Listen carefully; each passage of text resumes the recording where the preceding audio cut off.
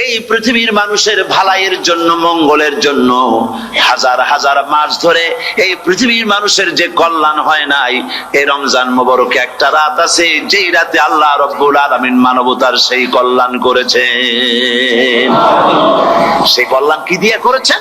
শাহরুর রমাদান আল্লাযী উনজিলা ফীহিল কোরআন। হাদিস শরীফে এসেছে, রোজা রাখলে পরে ক্ষুধার কারণে, খালি পেটে থাকার কারণে টক্সিন জাতীয় এক প্রকারের গ্যাস তৈরি হয় পেটের ভেতরে, স্টমাকের মধ্যে, ফলে মুখে এক রকমের দুর্গন্ধের সৃষ্টি হয়। নবীজি বলেছেন, রোজাদারের মুখের থেকে যে গন্ধ বের হয়, আল্লাহ পাকের কাছে রোজাদারের মুখের গন্ধ মিশকু আম্বারের চাইতে বেশি পবিত্র। অন্তত ১৫০০ বছর আগে আল্লাহ রাব্বুল আলামিন নির্দেশ করে রেখেছেন, সূর্য সাদা হওয়া থেকে, পূর্ব দিগন্ত সাদা হওয়া থেকে শুরু করে পশ্চিম দিগন্তে যখন কালো হয়ে কালো রেখা দেখা দেবে, যখন মাগরিব হয়ে যাবে, সূর্যাস্ত যাবে, ততক্ষণ পানাহার আর স্ত্রী সম্ভোগ থেকে বিরত থাকো।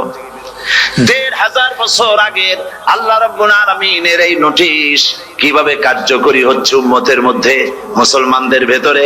খাবার সামনে আসে, পিপাসা লেগেছে, এখন তো পিপাসা লাগে না, খুব ঠান্ডার সময়, এখন রোজা রাখতে খুব মজা হবে, তাই না? খুব মজার রোজা। কিন্তু এই রোজা যখন জুন মাস আর জুলাই মাসে আসবে, তখন টের পায় মানুষ রোজা কাকে বলে। প্রচন্ড পিপাসা, সামনে সব খাবার পড়ে আছে, একটা খাবারের দিকে রোজাদারের হাত যায় না, ঘড়ির দিকে তাকায় আর চুপ করে বসে বসে আল্লাহর জিকির করতে থাকে। আল্লাহ কয়, ফেরেশতারা দেখ, এই বান্দা বানাইতে নিষেধ করছিলি, সুবহানাল্লাহ। আল্লাহ খুশি হয়ে যান। রোজাদার অপেক্ষা করতে থাকে, ঠিক যখন কাটায় কাটায় সময়টা এসে গেছে, তখন আল্লাহর নাম করে খুরমা দিয়ে, পানি দিয়ে ইফতার শুরু করে দিল। আল্লাহ পাক খুশি হয়ে গেলেন। এই যে ইফতার, সারাদিন রোজা রেখে ইফতার করায় যে মজা, রোজা রাখলো না এরকম লোকেরাও কিন্তু ইফতার করে, করে না?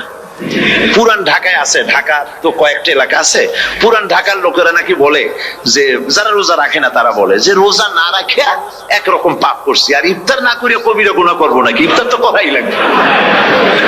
তো খুব মজা করে ইফতার করে তারা।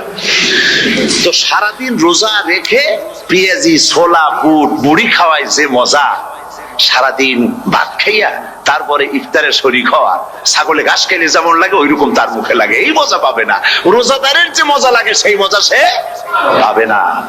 সারা মাস রোজা থাকার পর, আল্লাহর হুকুম মেনে সারা রাত রোজা রাখার পর, তারপরে ঈদের দিনে জামা কাপড় পরিষ্কার করে, শেরওয়ানি গায়ে লাগাইয়া, পাঞ্জাবি পরে, আতর মেখে, এরপরে ঈদের জামাতে যখন দাঁড়ায় যায়, সে যে মজা পায়, সারা মাস রোজা রেখে ঈদের জামাতে গিয়ে সে যে মজা পায়, যে রোজা রাখলো না, ঈদের দিনে খুব জামা, পাজামা, সেন্ট এগুলো মেখে টেকে প্রথম কাতারে গিয়ে দাঁড়ায় গেছে, ও সেই মজা পাবে না। ওর মনের মধ্যে একটা চোর চোর ভাব থেকেই যায়। সে মনে মনে ভাবে, এই জামাত আমার না, জোর করে আসছি, এইখানে দাঁড়াবার যোগ্যতা আমার নাই। মনের মধ্যে সে একটা অপরাধী ফিল করে, সে ফিল করতে থাকে।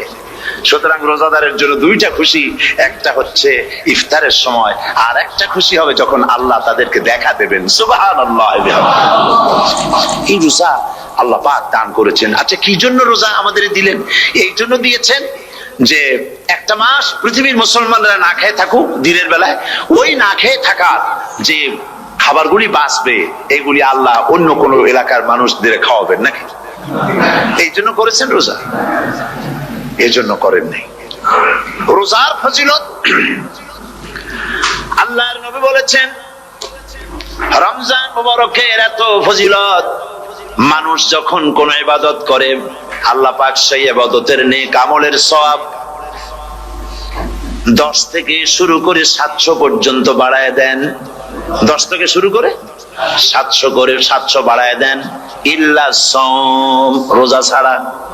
নবীজি বলেছেন, রমজান মুবারকে কেউ যদি একটি নফল কাজ আদায় করে, একটি নফল ইবাদত করে, অন্য মাসের একটি ফরজ আদায় করার সওয়াব আল্লাহ পাক নামায়ে আমলে দিয়ে দিবেন। রমজান মুবারকে কেউ যদি একটি ফরজ আদায় করে, অন্য মাসের 70টি ফরজ আদায় করার মতো সওয়াব আমলনামায় আল্লাহ দিয়ে দিবেন। সুবহানাল্লাহ। এই মাস আমাদের সামনে, আল্লাহু আকবার বলি, আল্লাহু আকবার বলি, আলহামদুলিল্লাহ। পবিত্র মাস আমাদের সামনে। এই মাসে এত সব নফল হয় ফরজের মতো, আর ফরজ হয় 70টা ফরজের মতো। এত সব কেন হইল? আমরা না খেয়ে থাকি সেই জন্য নাকি?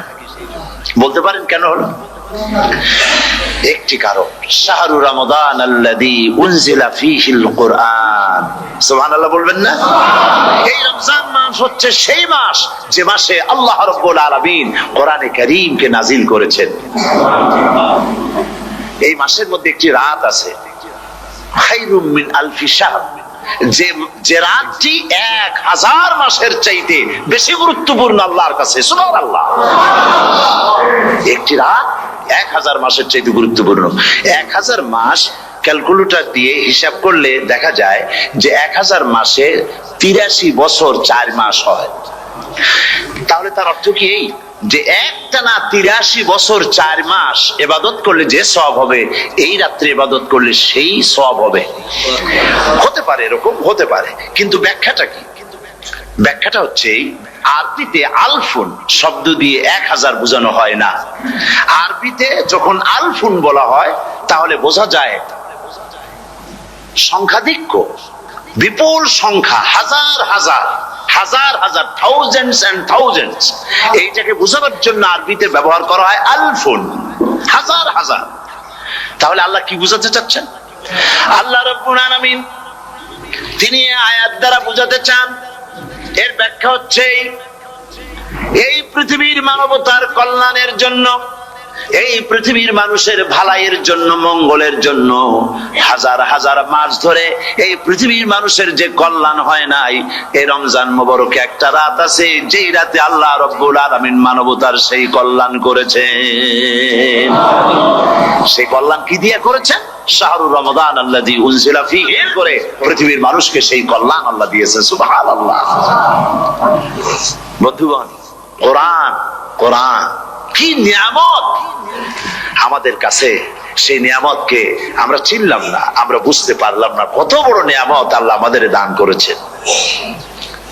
এই কোরআন যেন আপনি শুনতে পারেন, পড়তে পারেন, বুঝতে পারেন, সেই জন্য আল্লাহ রাব্বুল আলামিন শরিয়াত কি সুন্দর ব্যবস্থা করেছে।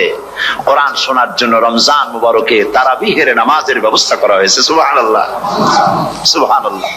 যারা সব সময় পড়তে পারেন না, কোরআন শাহরু রমাদান আল্লাযী উনজিলা ফীহিল কুরআন, রমজানের পবিত্র মাসে আমি অবতীর্ণ হয়েছি। সুবহানাল্লাহ।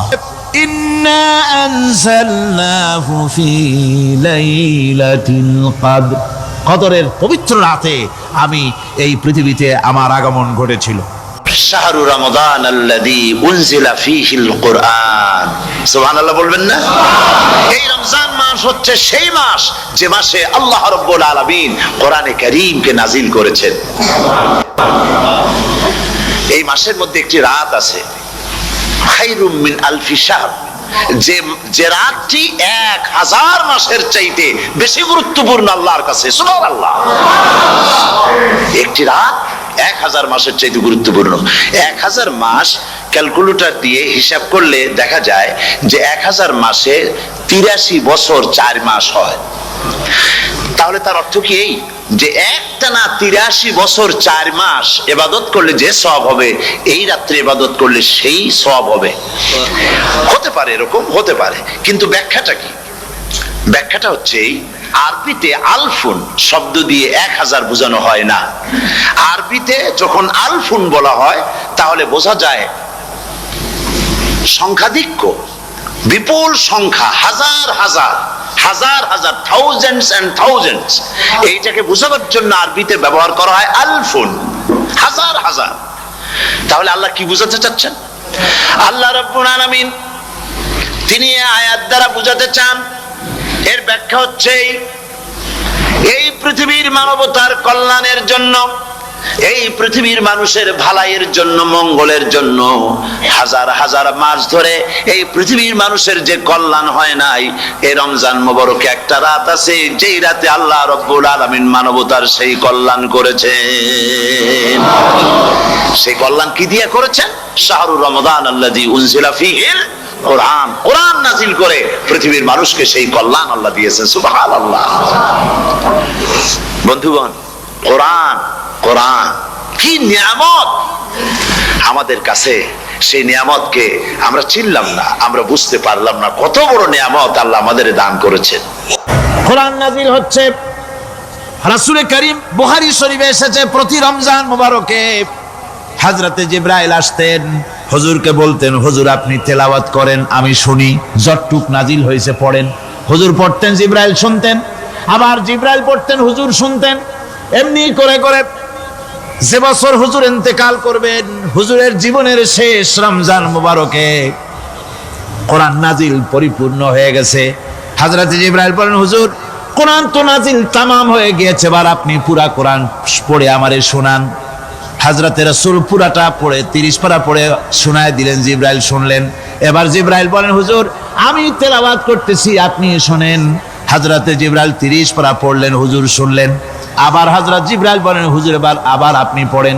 হুজুর পড়লেন, জিবরাইল শুনলেন, আবার জিবরাইল পড়লেন, হুজুর শুনলেন। তার মানে হলো হুজুর যে বছর ইন্তেকাল করলেন, ওই বছরের রমজান মুবারকে হযরত জিবরাইল 2 বার পড়েছেন, হুজুর শুনেছেন, আর হুজুর 2 বার পড়েছেন, জিবরাইল শুনেছেন, যাতে করে একটা জের জবর, একটা আয়াত, একটা সেমিকোলন যেন বাদ না পড়ে যায়। কোরআনে কারীম মুখস্থ করার জন্য আল্লাহ রাব্বুল আলামিন এটাকে স্থায়ী করার জন্য বাধ্যতামূলক করেছেন, নামাজের ভিতরে তেলাওয়াত করতে হবে। মানুষ নামাজের মধ্যে তেলাওয়াত করে, সওয়াবের জন্য সকালে পড়ে, বিকালে পড়ে, অর্থ সহকারে বুঝে পড়ে, রাত্রে পড়ে, দিনে পড়ে। পৃথিবীতে এমন একটা মুহূর্ত নাই যখন কোরআনে কারীম তেলাওয়াত হয় না। জোরে কোন সুবহানাল্লাহ। মানুষ এটাকে তেলাওয়াত করতেছে, মুখস্থ করতেছে। এই কোরআন শরীফের ভিতরে রয়েছে সব কিছু। এর মধ্যে রয়েছে ইতিহাস, এর মধ্যে আছে বিজ্ঞান, এর ভিতরে রয়েছে দর্শন, ভূতত্ত্ব, উদ্ভিদতত্ত্ব, নৃতত্ত্ব, খতত্ত্ব, জ্যোতির্বিজ্ঞান। এর ভিতরে রয়েছে মানুষের পারিবারিক নীতি, সামাজিক নীতি, চুক্তি নীতি, বন্ধি নীতি, যুদ্ধ নীতি, মানুষের যা প্রয়োজন সব কিছু এ কোরআনে কারীমের মধ্যে আল্লাহ পাক সন্নিবেশিত করে দিয়েছেন। জোরে কোন সুবহানাল্লাহি ওয়া বিহামদিহি। আমার ভাইয়েরা, কোরআন এর পরিচয়ের কথা বলতেছিলাম। আল্লাহ পাক কি কোরআন আমাদের শিখালেন, কোন কোরআন আমাদের শিখিয়েছেন, সেই কোরআনের পরিচিতি আপনাদের সামনে আমি তুলে ধরতেছি। আমি নিজে না, এবার কোরআন তার পরিচয় নিজেই দেবে। কেউ যদি কোরআনের কাছে জিজ্ঞাসা করে, কোরআন তুমি কোথা থেকে নাজিল হয়েছ, কে তোমাকে নাজিল করেছে, এই প্রশ্ন যদি কেউ কোরআনের কাছে করে, কোরআন নিজেই তার জবাব দিতে পারে কিনা? কোরআন নিজেই বলে, তানজিলাম মিম্মান খালাকাল আরদা ওয়াস সামাওয়াতিল উলা। এ কোরআন নাজিল করেছেন তিনি, যিনি ওই সুউচ্চ আকাশ আর জমিনকে যিনি সৃষ্টি করেছেন, সেই আল্লাহ আমারে নাজিল করেছেন। কোরআনের কাছে কেউ যদি প্রশ্ন করে, ও কোরআন এই পৃথিবীতে নাজিল হওয়ার আগে তুমি কোথায় ছিলে, কেউ যদি প্রশ্ন করে, কোরআনে কারীম নিজে নিজের পরিচয় শোনায়, আমি কোথায় ছিলাম শোনো। বাল হুয়া কুরআনুম মাজিদুন ফি লাউহিম মাহফুজ। বরং এই কিতাব অতীব মর্যাদা সম্পন্ন, সুরক্ষিত ফলকে লিপিবদ্ধ ছিল, আমি ছিলাম লৌহে মাহফুজে, সেখান থেকে এসেছি। যদি কেউ প্রশ্ন করে, কোরআন কি, কোরআন তুমি কার উপরে অবতীর্ণ হয়েছ, জবাব কোরআন নিজেই দেয়, ওয়া আমিনু বিমা নুজিলা আলা মুহাম্মাদ ওয়া হুয়াল হাক্কু মির রাব্বিহিম। ঈমান আনো সেই জিনিসের উপরে যেটা মুহাম্মদ সাল্লাল্লাহু আলাইহি ওয়াসাল্লামের উপর অবতীর্ণ হয়েছে। আবার অন্য আয়াতেও জবাব পাওয়া যায়, তাবারাকাল্লাযী নাযালাল ফুরকানা আলা আবদিহি লিয়াকুনা লিল আলামিনা নাযীরা। অতীব বরকতপূর্ণ মহান সত্তা সেই আল্লাহ রাব্বুল আলামিন, যিনি তার বান্দার পরে ফুরকান অবতীর্ণ করেছেন। সুবহানাল্লাহি ওয়া বিহামদিহি। কোরআনের নাম আমি বলেছিলাম শুধু কোরআন নয়, অনেক নাম আছে। কোরআনের আরেক নাম ফুরকান। কোরআনের আরেক নাম কি? আল ফারকু বাইনাল হাক্কি ওয়াল বাতিল। কোরআন হচ্ছে সেই মহাসত্য যা মিথ্যা এবং সত্যের মধ্যে পার্থক্য সূচিত করে, মঙ্গল এবং অমঙ্গলের মধ্যে পার্থক্য সৃষ্টি করে, যা সত্য এবং মিথ্যার মধ্যে তাফরিকা সৃষ্টি করে, সত্যকে মানুষকে বুঝিয়ে দেয়। তার নাম হচ্ছে ফুরকান।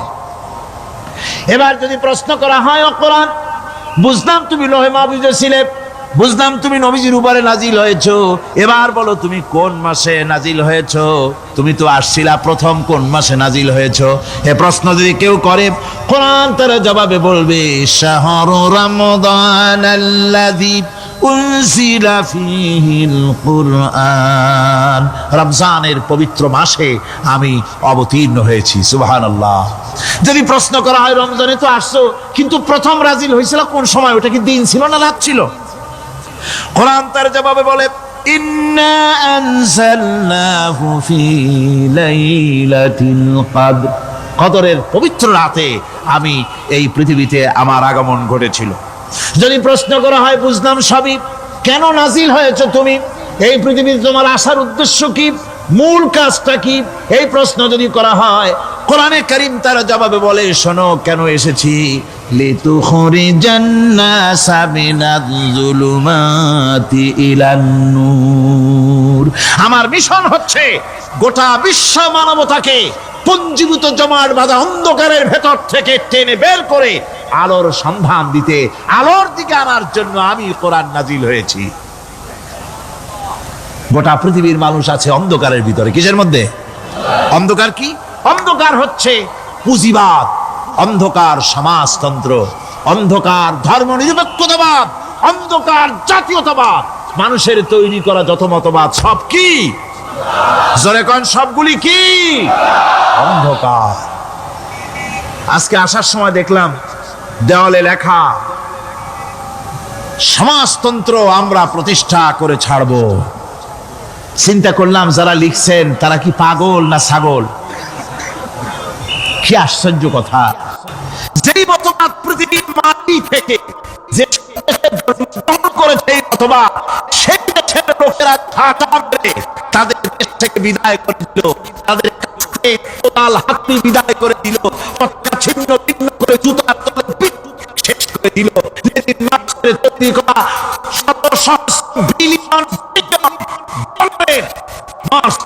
বইগুলি আগুন জ্বালিয়ে দিল। আর বাংলাদেশের কিছু ছাগল পাগল সমাজতন্ত্র এখন টিকায় রাখবো। এটা মাথা খারাপ, পাগল না মাথা গোল বুঝতে পারছি না। আমার বন্ধুগণ, এগুলি সব অন্ধকার। এই অন্ধকারের ভেতর থেকে মানুষগুলিকে টেনে আনবে কোরআন কিসের দিকে? আলোর দিকে। এবার যদি প্রশ্ন করা হয়, বুঝলাম তুমি অন্ধকার থেকে আলোর দিকে নিয়ে আসবে, আলোর দিকে আসলে পরে ফায়দাটা কি হবে? মূল ফায়দাটা বুঝায় দাও, আসল ফায়দা কি হবে তোমারে যদি মানি? কোরআন তার জবাব দেয়, নিজের পরিচয় নিজে তুলে ধরে, ফামান তাবিআ হুদায়া ফালা খাউফুন আলাইহিম ওয়ালা হুম ইয়াহজানুন। এই কোরআনকে যদি মেনে চলো, এই কোরআনের আইন যদি মানো, সমাজে মানো, ব্যক্তিতে মানো, পরিবারে মানে, রাষ্ট্রে মানো, জীবনের সব ক্ষেত্রে সমস্ত জায়গায় যদি এই কোরআনকে মেনে চলো, ফালা খাউফুন আলাইহিম, তাহলে তোমাদের কোনো ভয় থাকবে না, ওয়ালা হুম ইয়াহজানুন, কোনো চিন্তাও থাকবে না। আকাসাবাত আইদিকুম ওয়া ইয়াফু আন কাসীর, যত বিপদ তোমাদের উপর আরোপিত হয়, সমস্ত বিপদ তোমাদের দুই হাতের কামাই করা। কে বলছেন? আল্লাহ পাক। ওজোন স্তরে ফাটল ধরেছে, এটা বিপদ। বিশ্বের সমস্ত মানব সভ্যতা সৃষ্টি জগতের জন্য বিপদ। এই বিপদের জন্য দায়ী পৃথিবীর মানুষ। কিরকম? সেটা হচ্ছে গাড়ির পেছন থেকে যে কালো ধোঁয়া বের হয়, কল কারখানার চিমনি থেকে যে কালো ধোঁয়া বের হয়, এই কালো ধোঁয়াগুলি, তারপরে সমস্ত কেমিক্যাল উইপেন সেগুলি যে টেস্ট করা হয়, তার রিয়াকশন ইত্যাদি, এই কালো ধোঁয়া এবং সমস্ত মারণাস্ত্রগুলি এক্সপেরিমেন্ট করার সমস্ত এই রিয়াকশনগুলি সবগুলি গিয়ে ওই ওজোন স্তরে ফাটল ধরিয়ে দিয়েছে। আস্তে করে পাতলা হয়ে এটা ফেটে গিয়েছে, অতি বেগুনি রশ্মি আসা শুরু করেছে। এটাকে বন্ধ করার জন্য বিজ্ঞানীরা আজ মরিয়া হয়ে গিয়েছে। ইনশাআল্লাহ আল্লাহ পাক তার বিজ্ঞানীদের মানুষের মাথায় বুদ্ধি এনে দিবেন, রিপেয়ারও হয়ে যাবে ইনশাআল্লাহ। সবাই বলেন ইনশাআল্লাহ। তাহলে বললাম কেন এই কথাটা? এই জন্য বললাম যে কোরআনে কারীমের মধ্যে আল্লাহ রাব্বুল আলামিন সব কথা বলে দিয়েছেন, কোনো কথা বাদ রাখেন নাই। পাহাড়গুলি ভেঙে আমরা ক্ষতি করতেছি, গাছগুলি কেটে আমরা ক্ষতি করতেছি, প্রকৃতির ভারসাম্য নষ্ট করে দিচ্ছি, ফলে সমুদ্রের পানি স্ফীত হচ্ছে, ভূমিকম্প বাড়তেছে, ঘূর্ণিঝড় হচ্ছে, টর্নেডো হচ্ছে, পৃথিবী বিধ্বস্ত হয়ে যাচ্ছে, ক্লাইমেটের পরিবর্তন আসছে। আজকে পৌষ মাস, এটা কি মাস? কত তারিখ? দেখেন বাংলা ভাষাকে কত মহব্বত করি। যদি বলি আজকে ডিসেম্বরের কত তারিখ, গড় গড় করে মুখস্থ হয়ে যাবে। বাংলারে খুব ভালোবাসি, মাস্টার তারিখ বলতে পারলাম না, দুঃখিত। এই হলো আমাদের ভালোবাসা। আজকে পৌষ মাসের অর্ধেকও শেষ হয়ে যাচ্ছে, অথচ মনে হচ্ছে শীত যেন তার শ্বশুর বাড়ি বেড়াতে গেছে। এই যে অবস্থা, এই অবস্থা শুধু বাংলাদেশে নয়, গোটা পৃথিবীতে ক্লাইমেটের একটা বিরাট পরিবর্তন আসতেছে, একটা বড় রকমের পরিবর্তন আসতেছে। এর কারণ হচ্ছে এই পৃথিবীর মানুষেরা নিজেরাই প্রকৃতির ভারসাম্যকে নষ্ট করে দিয়েছে। এই ভারসাম্য নষ্ট হওয়ার কারণে আবহাওয়ার পরিবর্তন হচ্ছে, সামুদ্রিক জলোচ্ছ্বাস বাড়তেছে, ভূমিকম্প, আগ্নেয়গিরি ইত্যাদি হচ্ছে এবং পৃথিবীর মানুষ বিধ্বস্ত হচ্ছে। বলতেছিলাম এই কোরআনে কারীমের মধ্যে আল্লাহ পাক সব কথা বলে রেখেছেন। যদি জানতাম, বুঝতাম, তাহলে এই অবস্থার সৃষ্টি হতো না। এটা বিজ্ঞানের বই নয়, রাজনীতির বই নয়, সমাজনীতির বই নয়, বরং সমস্ত নীতিমালার উচ্চ, জ্ঞানের উচ্চ হচ্ছে আল কোরআন। জ্ঞানের উচ্চ কি? আরো জোরে বলেন, জ্ঞানের উচ্চ কি? আল কোরআন। পবিত্র কোরআনে এমন এমন ঘটনা আল্লাহ পাক বলেছেন যা ষষ্ঠ শতাব্দীর দুনিয়া এ সম্পর্কে কিছুই জানতো না।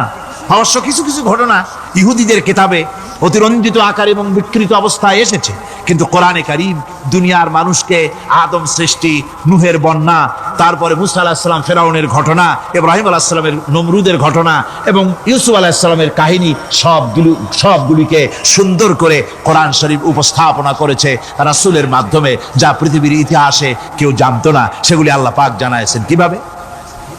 কোরআনে কারীম বলছে, তিলকা মিন আম্বাইল গায়বি নূহিহা ইলাইকা মা কুনতা তা'লামুহা আনতা ওয়ালা কওমুকা মিন ক্বাবলি হাযা। এ হলো সব অজ্ঞাত ঘটনা। সমস্ত ঘটনাগুলি আল্লাহ পাক তার হাবিবকে শুনিয়ে বলে দিলেন, সব অজ্ঞাত ঘটনা, যা তুমি জানতে না, তোমার কোনো জানা ছিল না, আমি ওহীর মাধ্যমে তোমাকে সব জানাইছি।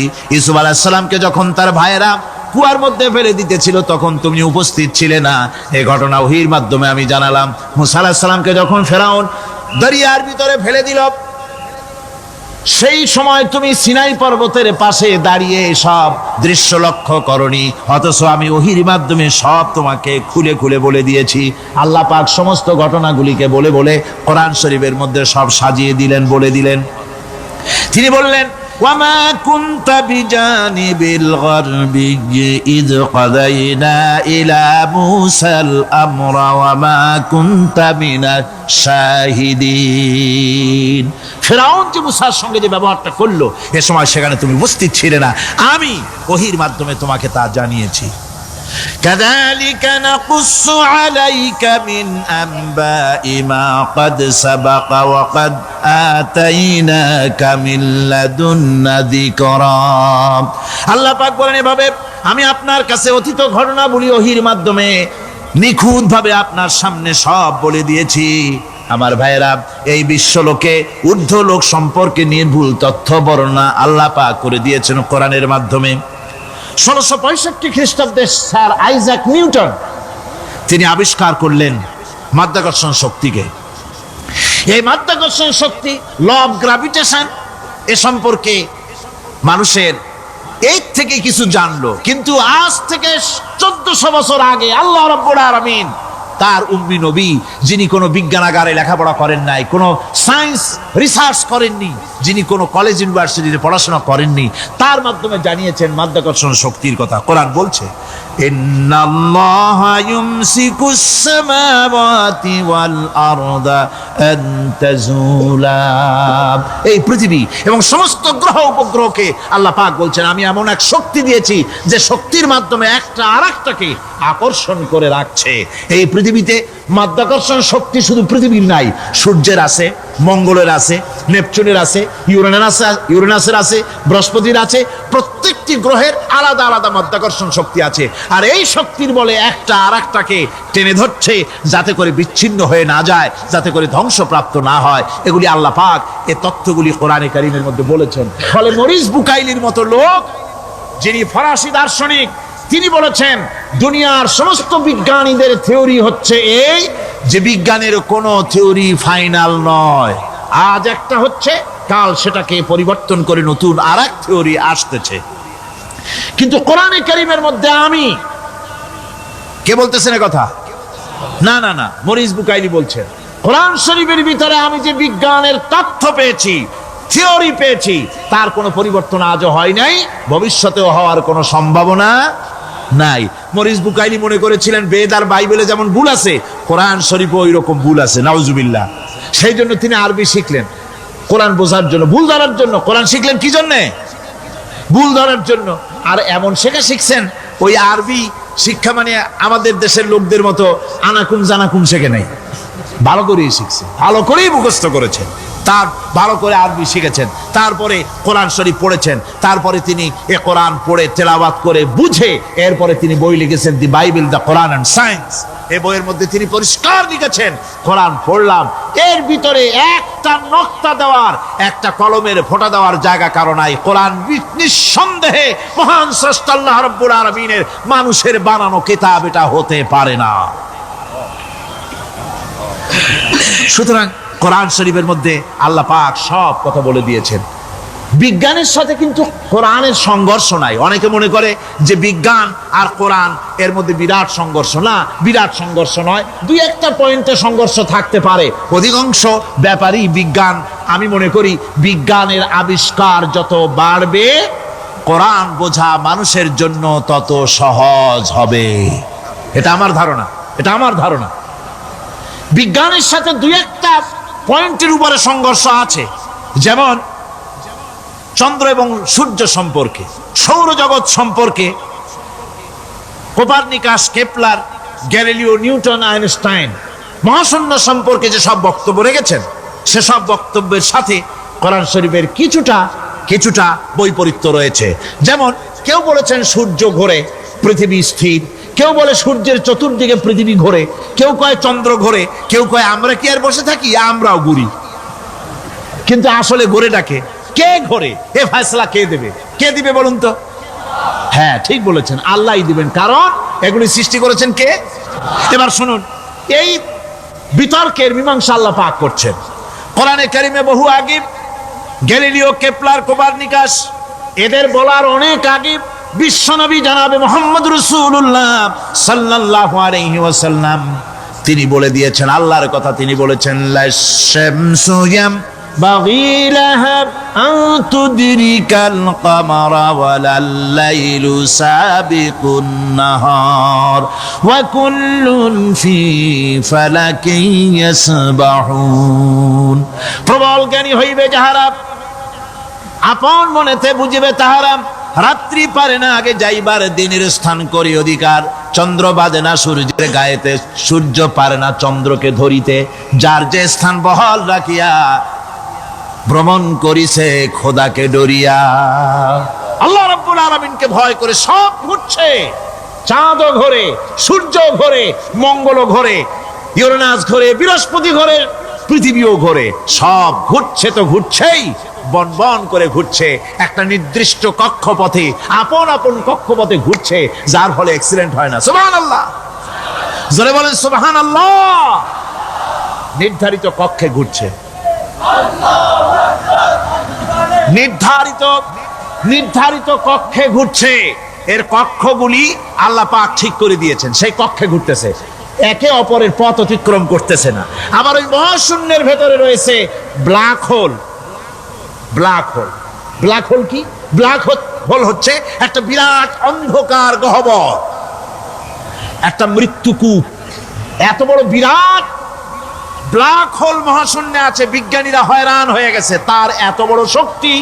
সে শুধু তারা খায় না, কোন তারকা ঘুরতে ঘুরতে যদি তার কাছে এসে যায় তারাকে খেয়ে ফেলে।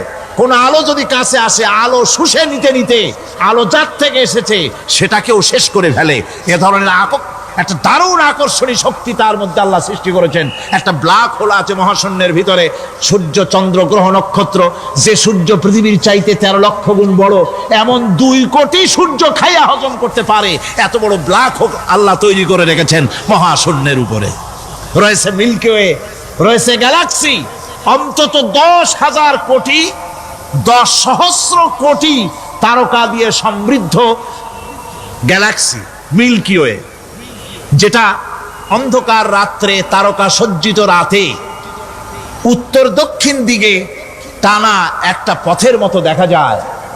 এটা হচ্ছে গ্যালাক্সি, এইটাকে বলা হয় মিল্কি ওয়ে। এটা হচ্ছে ছায়াপথ।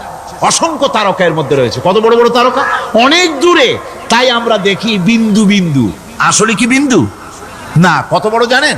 বিজ্ঞানীরা বলেছেন দৈত্যের মতো বিরাট বিরাট তারকা আছে, যে সূর্য পৃথিবীর চাইতে 13 লক্ষ গুণ বড়। এরকমের সূর্যের অন্তত 3 কোটি সূর্য খাইয়া হজম করতে পারে এরকম অসংখ্য তারকা মিল্কি ওয়ের ভিতরে আল্লাহ সৃষ্টি করেছেন। সুবহানাল্লাহ বিহামদিহি, সুবহান। আর মানুষ লাফায়, 4 আঙ্গুল মানুষ খালি লাফ দেয়, মোষ কতগুলো রাখিয়া। কোন আনন্দে লাফাও, কি শক্তি তোমার! মহাশূন্যের তুলনায় এই পৃথিবীর অবস্থান কি জানেন? এই জন্য যত বেশি পড়াশোনা করবেন মাথা নত হয়ে যাবে। কমিউনিস্ট হয় ছাগলেরা, বুদ্ধিমান কোনোদিন কমিউনিস্ট হয় না। কারা কমিউনিস্ট হয়? ছাগলগুলি, যাদের আকল নাই, যাদের জ্ঞান নাই, বুদ্ধি নাই, ওরাই কমিউনিস্ট হয়। কোন চিন্তাবিদ, কোন বিজ্ঞানী কমিউনিস্ট হয় না। মাথা নত হয়ে যায়, আল্লাহর এই সৃষ্টি দেখে পাগল হয়ে যায়। নিঃসন্দেহে আল্লাহ আছেন, নইলে পরে এগুলি হয় কি করে? আমি চিন্তা করে পাই না কমিউনিস্ট হয় কেমন, কতখানি পাগল হইলে হয়। ছোট্ট একটা রুমাল দেখলে মনে করি কোন তাঁতি এটারে বানাইছে। একটা এই কি জানি কয় মাইক দেখলে মনে করি কেউ এটাকে বানাইছে। টেবিল দেখলে মনে করি কেউ বানাইছে। ফ্রিজ দেখলে মনে করি বানাইছে কেউ। একটা সুই দেখলে মনে করি কেউ এটাকে বানাইছে। আর এই বিশাল পৃথিবী, ওই বিশাল আকাশ, কমিউনিস্টরা কয় এমনি এমনি হয়েছে। কয় বোতল খায় দৈনিক আল্লাহ জানে। আমার বন্ধুগণ, মাথা নত হয়ে আসবে চিন্তা করলে কি বিশাল সৃষ্টি আল্লাহ পাকের। এই ছায়াপথ, এই গ্যালাক্সি, এর তুলনায় পৃথিবীর অবস্থান কোথায়? পৃথিবীর অবস্থানটা হচ্ছে, আমার হাতে এটা একটু কলম। এই কলমটা কাগজের উপরে আমি যদি এই নিপটা রাখি, কাগজের ভিতরে নিপে যতটুকুন জায়গা টাচ করবে, মহাশূন্য গ্যালাক্সি মিল্কি ওয়ে, আল্লাহর ওই মহাশূন্যের তুলনায় পৃথিবীর অবস্থান একটা কলমের নিপে যতটুকুন জায়গা নেয় এর থেকে বেশি নয়। এই যদি হয় পৃথিবী, তাহলে সেই পৃথিবীর মানুষ আপনি কতটুকুন? সলিমুদ্দি বসিরুদ্দি খালি লাফা। আমার বন্ধুগণ, লাভ কি? লাভের চোটে বলে হ্যান করেঙ্গে ত্যান করেঙ্গে, লাঠি কে আন্দার মুগুর ভরেঙ্গে। কয়দিন পর শোনা যায় শীত হয়ে পড়ছে, কিছু নাই। সুতরাং আল্লাহ পাকের অসীম সৃষ্টি জগৎ, এর সঙ্গে বিজ্ঞানের সংঘর্ষ কম। 2-1টা পয়েন্টে আছে, বাকি সবগুলিতে বিজ্ঞানের আবিষ্কার যত বাড়তেছে, আল্লাহরে চেনা, সৃষ্টি জগৎকে জানা মানুষের জন্য তত সহজ হচ্ছে। এই কথাগুলি আমি সামনের দিকে আরো বলবো ইনশাআল্লাহ। সবাই বলেন ইনশাআল্লাহ, যাতে আমাদের বুঝে আসে। আর রহমান আল্লামাল কোরআন, কোরআন শিখিয়েছেন আমাদেরকে রহমান, এমন নিয়ামত দিয়েছেন যার মধ্যে সব আছে। মানুষ সৃষ্টির ব্যাপারে, মানব সৃষ্টির ব্যাপারে নির্ভুল তথ্য যদি পেতে হয়, তাহলে কার কাছে যাব? জোরে কন। আল্লাহর কাছে যেতে হবে। আর আল্লাহর কাছে না যাইয়া মানব সৃষ্টির রহস্য যদি জানতে যাই ডারউইনের কাছে, তাহলে আপনার মামু হবে সুন্দরবনের বান্দরেরা। ঠিক কিনা? বাঁদরেরা হবে মামু, শিম্পাজি ওরাং ওটাং হবে আপনার নানা আর দাদা। তার কারণ দারুইন সাহেব বলেছেন মানুষ এর পূর্বপুরুষ হলো বাঁদর, শিম্পাজি ওরাং ওটাং, এটা হলো তার থিওরি অফ ইভলিউশন। এই বিবর্তনবাদের থিওরি পেশ করতে গিয়ে তিনি বলেছেন মানুষ হলো বান্দরের জাত। আরে বেটা তুই বান্দরের জাত। নিজের লেজ কাটিয়া সকলের লেজ কাটা আরম্ভ করতে যাচ্ছে। কি পাগলের পাগল, মানুষ হয়েছে বান্দরের জাত। আশ্চর্য কথা। কেমনে কইলে? তো বললো যে শিম্পাজি দেখছে, তো সে শিম্পাজি দেখে তার মনে হয়েছে যে মানুষ ওইরকমই তো দেখা যায়, তো মানুষ বুঝি বান্দর থেকেই আসছে। আমি বলি পৃথিবীতে এমন পাগল আমি কোনোদিন দেখিও নাই, শুনিও নাই যে কোনো পাগল পাবদা মাছ দেখে বলেছে যে এটা হচ্ছে বোয়াল মাছের পূর্বপুরুষ। টাকি মাছ দেখে কোনো ছাগলেও বলেছে আজ পর্যন্ত যেটা হলো শোল মাছের পূর্বপুরুষ। পুঁটি খাইতে খাইতে আস্তে আস্তে বিরাট শোলে পরিণত হয়ে গেছে, কোনো পাগলেও বলেনি। আচ্ছা মেনে নিলাম দারুইন সাহেবের থিওরি, মেনে নিলাম এক সেকেন্ডের জন্য যে বান্দর থেকেই মানুষ হয়েছে।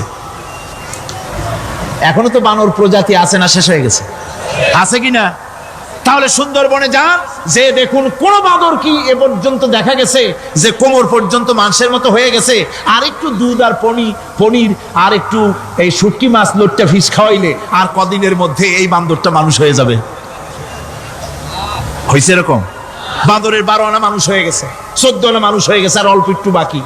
এরকম দেখা গেছে কোথাও? দেখা যায়নি। এগুলি পাগলামি কথা, পাগলামি কথা। মানুষ বানর থেকে আসেনি, মানুষ ওরাং ওটাং থেকে আসেনি, মানুষ শিম্পাজি থেকে আসেনি। মানুষ এসছে কোত্থেকে? এটা জানতে হলে এই নির্মূল তথ্য জানার জন্য আসতে হবে কোরআনের কাছে। কার কাছে? আল্লাহ রাব্বুল আলামিন তার হাবিবের মুখ থেকে মানব সৃষ্টি রহস্য তিনি উদ্ঘাটন করে দিয়েছেন। তিনি বলেছেন, দুনিয়াবাসীকে শুনিয়েছেন, ফালয়ানজুরিল ইনসানু মিম্মা খুলিক خلق من ماء دافق يخرج من بين الصلب والترائب। আল্লাহ পাক বলেন মানুষ কি তার সৃষ্টি রহস্য দেখে না? কেমনে তাকে আমি সৃষ্টি করেছি? মায়ের বক্ষ পিঞ্জর থেকে, বাপের পৃষ্ঠ থেকে সবেগে নির্গত এক ফোঁটা নাপাক পানি দিয়ে আমি আল্লাহ মানুষকে সৃষ্টি করেছি।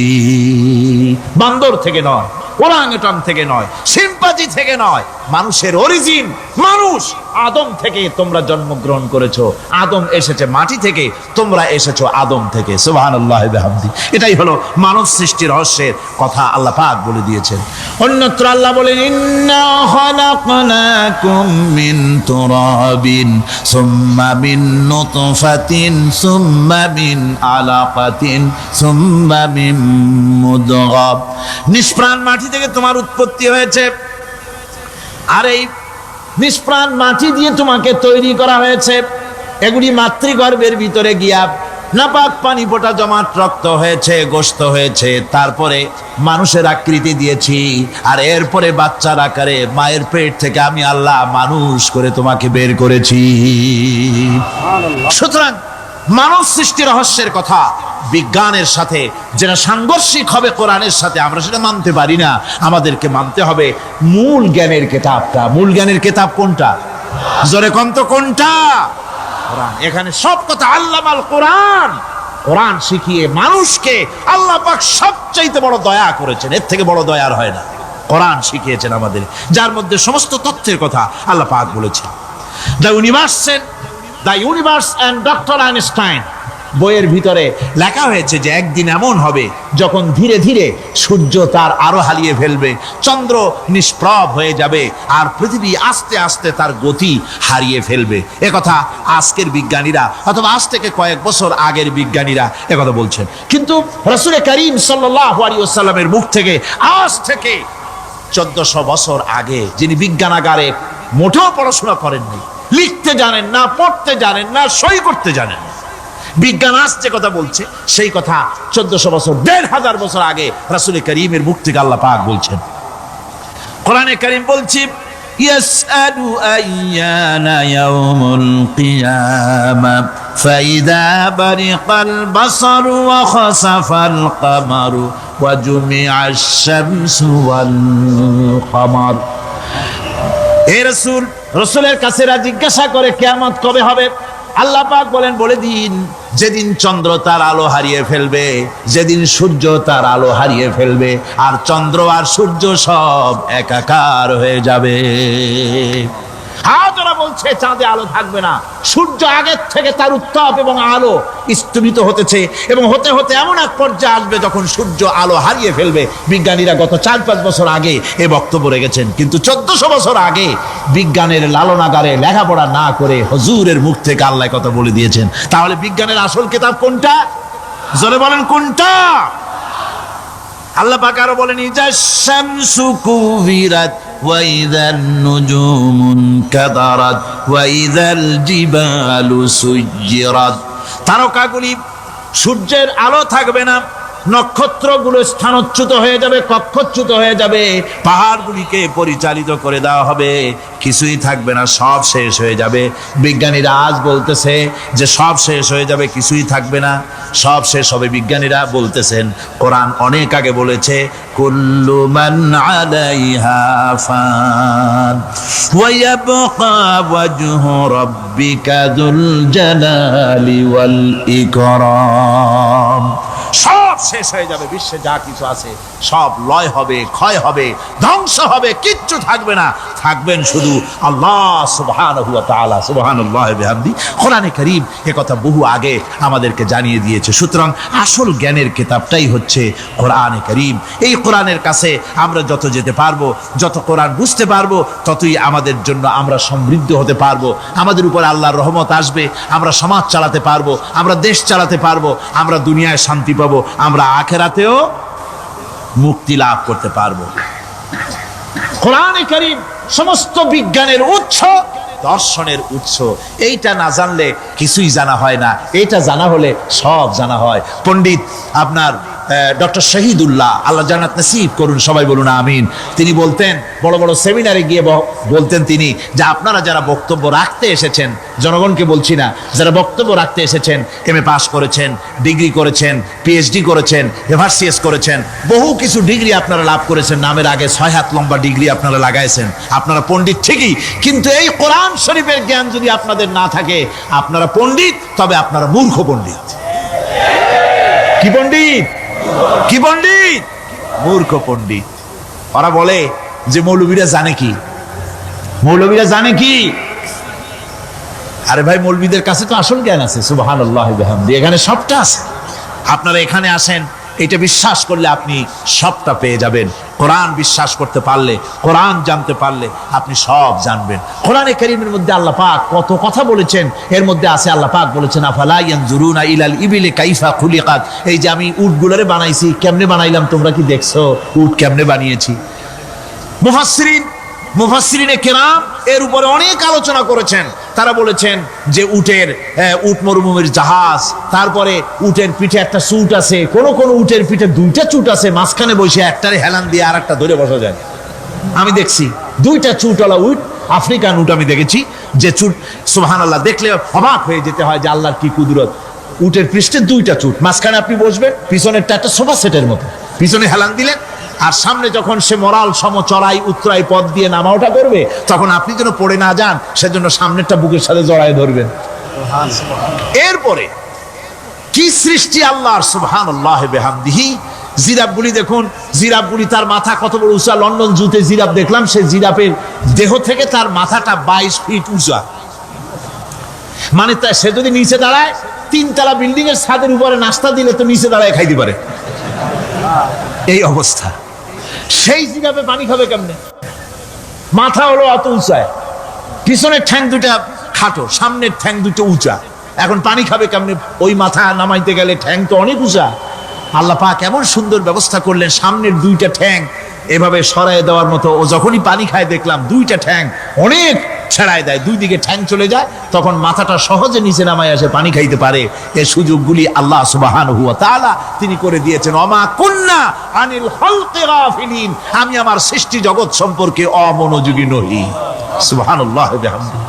ভল্লুকগুলি কি বিরাট বিরাট একটা ভল্লুক, শ্বেত ভল্লুক দেখেছি, কৃষ্ণ ভল্লুক দেখেছি, হাঁটতেছে মনে হয় যেন পায়ের তলায় হাফসুল করা, ঠিক জুতা পায়ের তলাটা যেমন দেখা যায় ওই রকমের তলাটা, গায়ে একেবারে পশম, লোক ওই বরফের দেশে থাকতো, সে যাতে শীত কষ্ট না পায় সেই জন্য আল্লাহ একটা কম্বল ওর গায়ে জড়ায় দিয়েছে, অটোমেটিক কম্বল। সুবহানাল্লাহ বিহামদিহি। তো উট, আল্লাহ বলছেন উট কেমনে বানাইছি দেখছো?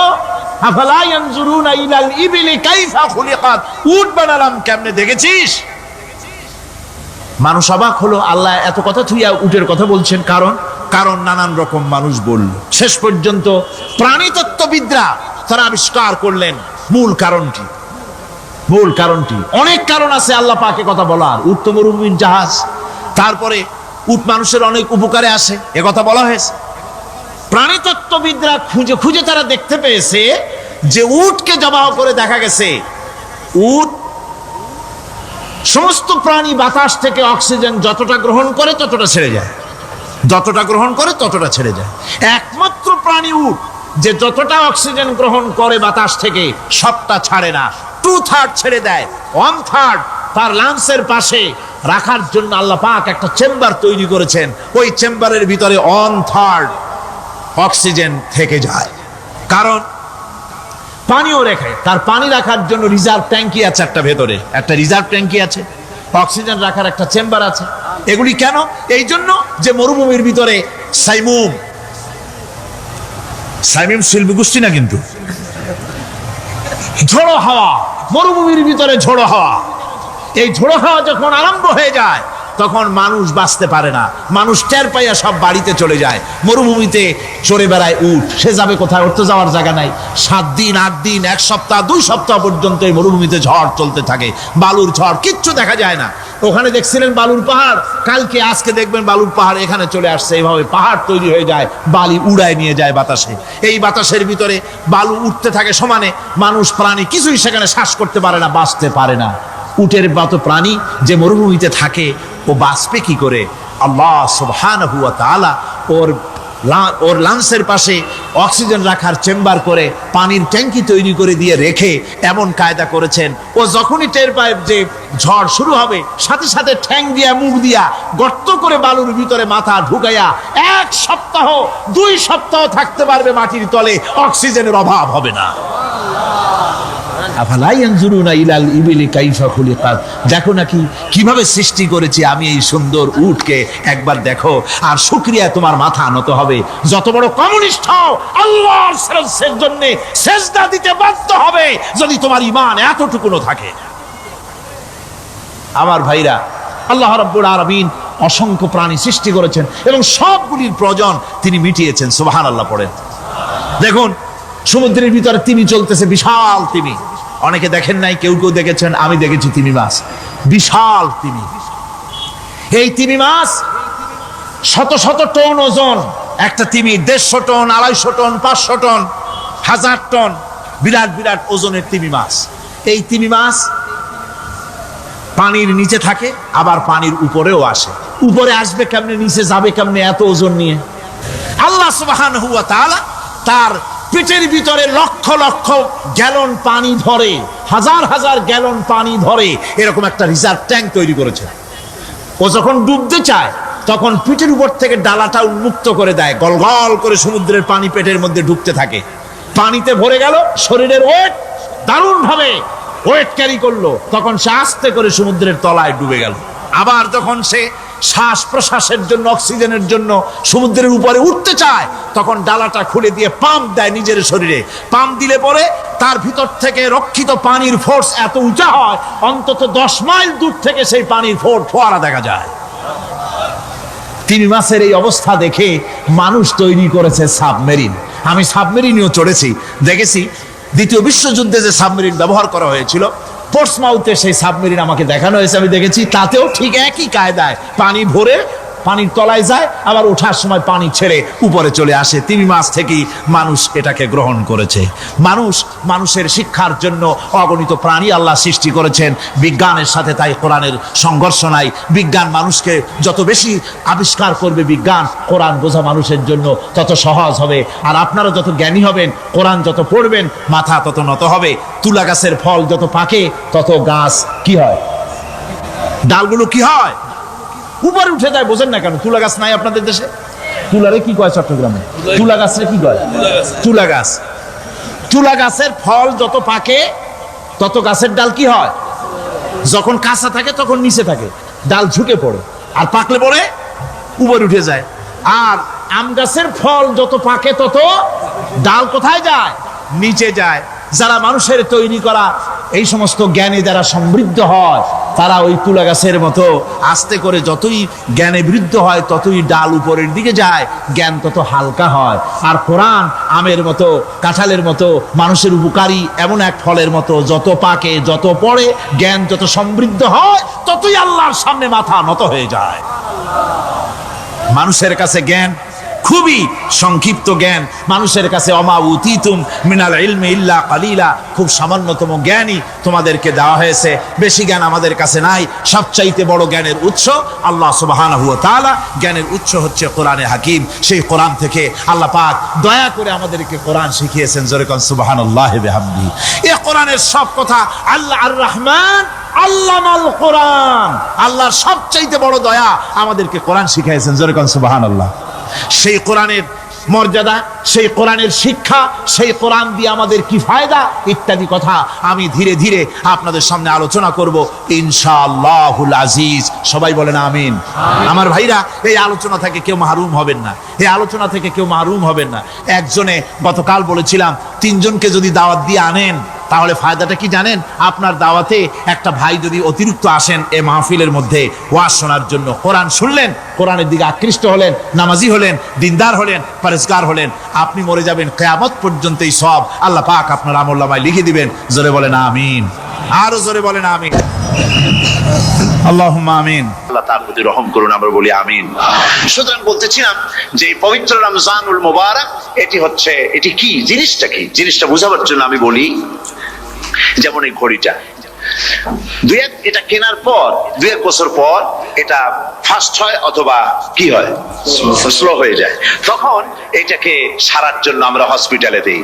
হসপিটাল মানে লন্ডন হসপিটাল না, ঘড়িরও হসপিটাল আছে, তো ঘড়ির হসপিটালে দিলাম।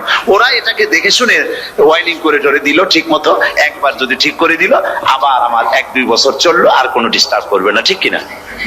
আপনার গাড়ির ইঞ্জিন যদি কোনো রকমের অসুবিধা করে, তাহলে গাড়ির ইঞ্জিনকে ওভারহোলিং করতে হয়, ইঞ্জিন ডাউন দিতে হয়। একবার যদি ইঞ্জিন ডাউন দিলেন, ওভারহোলিং করলেন, তাহলে আপনার এই গাড়ি 5-6 বছরের জন্য আর হাত দিতে হবে না। এই কথাগুলি বুঝতে পারছেন কিনা? সারা জীবন, সারা মাস অন্যায় করার পরে, গুনাহ করার পরে মানুষের অন্তঃকরণে কালিমা লেগে যায়। আল্লাহ রাব্বুল আলামিন রমজান মুবারকের একটা ব্যবস্থা করেছেন, ইঞ্জিন ওভারহোলিং এর মতো, ইঞ্জিন ডাউন দেওয়ার মতো। আপনার কালকে, আপনার আত্মাকে, আপনার বিবেককে, আমার বিবেককে পরিষ্কার করার জন্য রমজান মাস করে দিয়েছেন। রমজান মুবারকের একটি মাসের কোর্স যদি কমপ্লিট করা যায়, তাকওয়া দিয়া যদি ভরে দেওয়া যায়, তাহলে বাকি 11 মাস আরামসে চলবে, কোনো অসুবিধা হবে না। নবীজি বলেছেন, রমজান মুবারকে মাস আসার সঙ্গে সঙ্গে আল্লাহ রাব্বুল আলামিন তিনি জান্নাতের সমস্ত দরজাগুলি খুলে দেন, আর জাহান্নামের সব দরজাগুলি আল্লাহ রাব্বুল আলামিন বন্ধ করে দেন। সুবহানাল্লাহ। আর শয়তানকে শৃঙ্খল দিয়ে বেঁধে ফেলা হয়, শিকল দিয়ে শয়তানদের বান্ধা হয়ে যায়।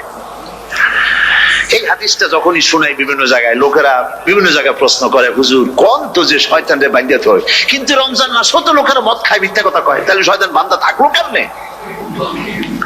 আমি বলি, দেখেন, এর ব্যাখ্যা আছে।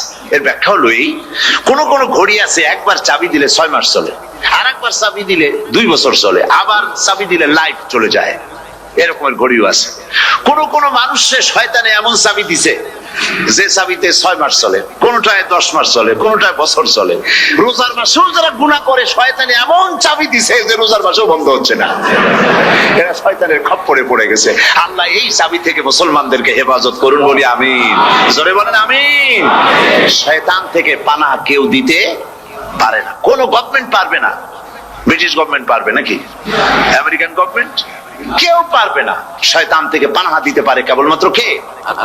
ওই আল্লাহ রাব্বুল আলামিন আমাদেরকে শিখায় দিয়েছেন শয়তানের ওয়াসওয়াসা থেকে আমার কাছে পানাহা চাও।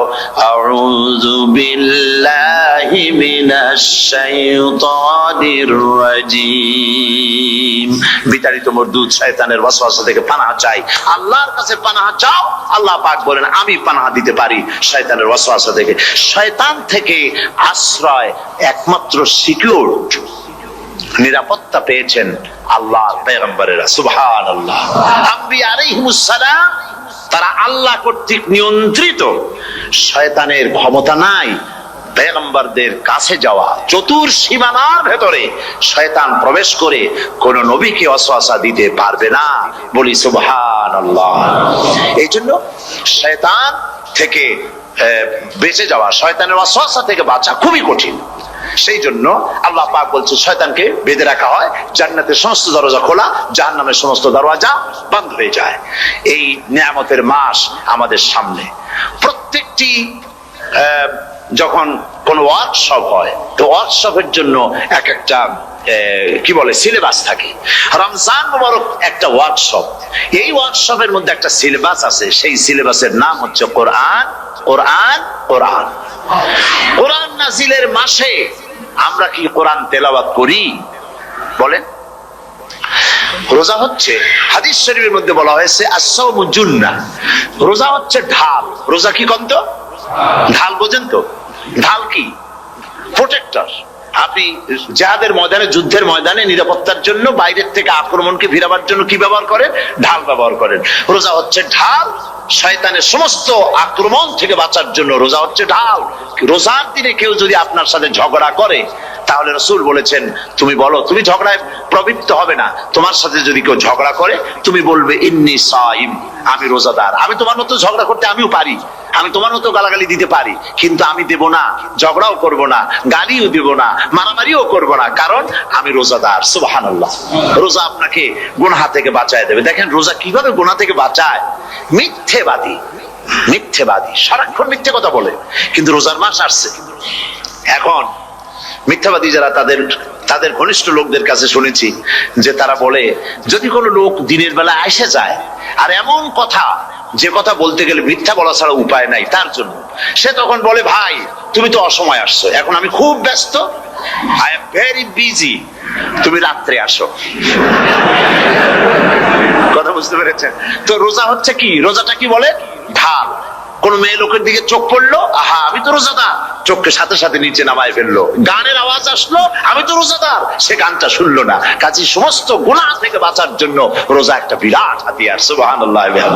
এই মাসে আল্লাহ রাব্বুল আলামিন এই মাসটা, এই রোজাটা কেন দিয়েছেন? লাআল্লাকুম তাত্তাকুন, ইয়া আইয়ুহাল্লাযীনা আমানু কুতিবা আলাইকুমুস সিয়ামু কামা কুতিবা আলাল্লাযীনা মিন ক্বাবলিকুম লাআল্লাকুম তাত্তাকুন। হে বিশ্বাসীরা, তোমরা যারা ঈমান এনেছো, শোনো, আমি রোজাকে তোমাদের জন্য ফার্জ করেছি, যেমন করে ফার্জ করেছিলাম তোমাদের পূর্বপুরুষদের উপরে। রোজা শুধু আমাদের উপরে ফরজ হয়েছে তা না, আমাদের আগে যারা যেসব নবীরা আসছিলেন তাদের উপর রোজা কি ছিল? ফরজ ছিল। সুতরাং এই রোজা তোমাদের উপরে ফরজ, এই জন্য লাআল্লাকুম তাত্তাকুন, যাতে করে তোমরা কি হতে পারো? পরেজগার হতে পারো। কি হতে পারো? পরেজগার, মুত্তাকি হতে পারো, আল্লাহকে ভয় করতে পারো। একমাত্র আল্লাহর ভয় মানুষকে ভালো বানাতে পারে। একটা মানুষ জান্নাতে যাওয়ার জন্য, জাহান্নাম থেকে বাঁচার জন্য একটা জিনিস, কয়টা জিনিস বলেন? একটি জিনিস যদি ভেতরে থাকে তাহলে সমস্ত গুনাহ থেকে বাঁচতে পারে। আর একটি জিনিস যদি না থাকে তাহলে এমন কোন কাজ নাই পৃথিবীতে যা সে করতে পারে না। সেই কাজটার নাম কি? তাকওয়া। সবাই বলেন কাজটার নাম কি? তাকওয়া। যদি ভেতরে আল্লাহ পাকের ভয় থাকে, রব্বুল আলামিন আমাকে দেখছেন, তিনি আমাকে শুনতেছেন, এই ভয় যদি অন্তঃকরণের ভিতরে থাকে, তাহলে এই লোকটি কোনো গুনাহের কাজ করতে পারবে না, মিথ্যা বলতে পারবে না, ওজনে কম দিতে পারবে না, খাদ্যে ভেজাল দিতে পারবে না, শয়তানি বদমাশি করতে পারবে না।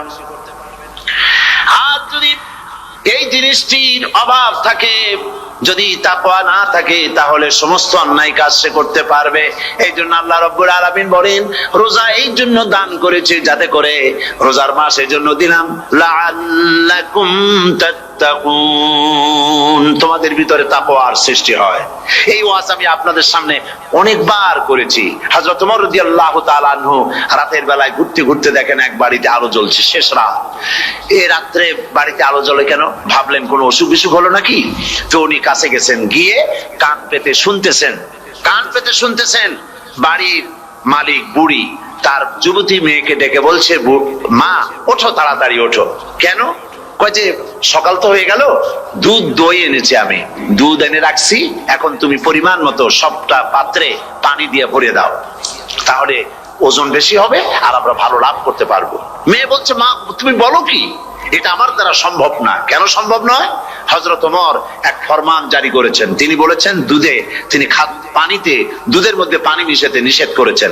তাছাড়া রাসূল করিম সাল্লাল্লাহু আলাইহি ওয়াসাল্লাম খাদ্যদ্রব্যে ভেজাল দিতে নিষেধ করেছেন। কাজেই হযরত ওমরের এই নির্দেশকে আমি অমান্য করতে পারবো না। হযরত ইউনূস আলাইহিস সালাম মাছের পেটের ভিতরে বসে যেই চিৎকার মেরেছিলেন কেউ শুনতে পায় নাই, পানির ভিতরে কেউ শোনে নাই, জমিনে কেউ শোনে নাই, অন্তরিক্ষেও কেউ শুনতে পায় নাই।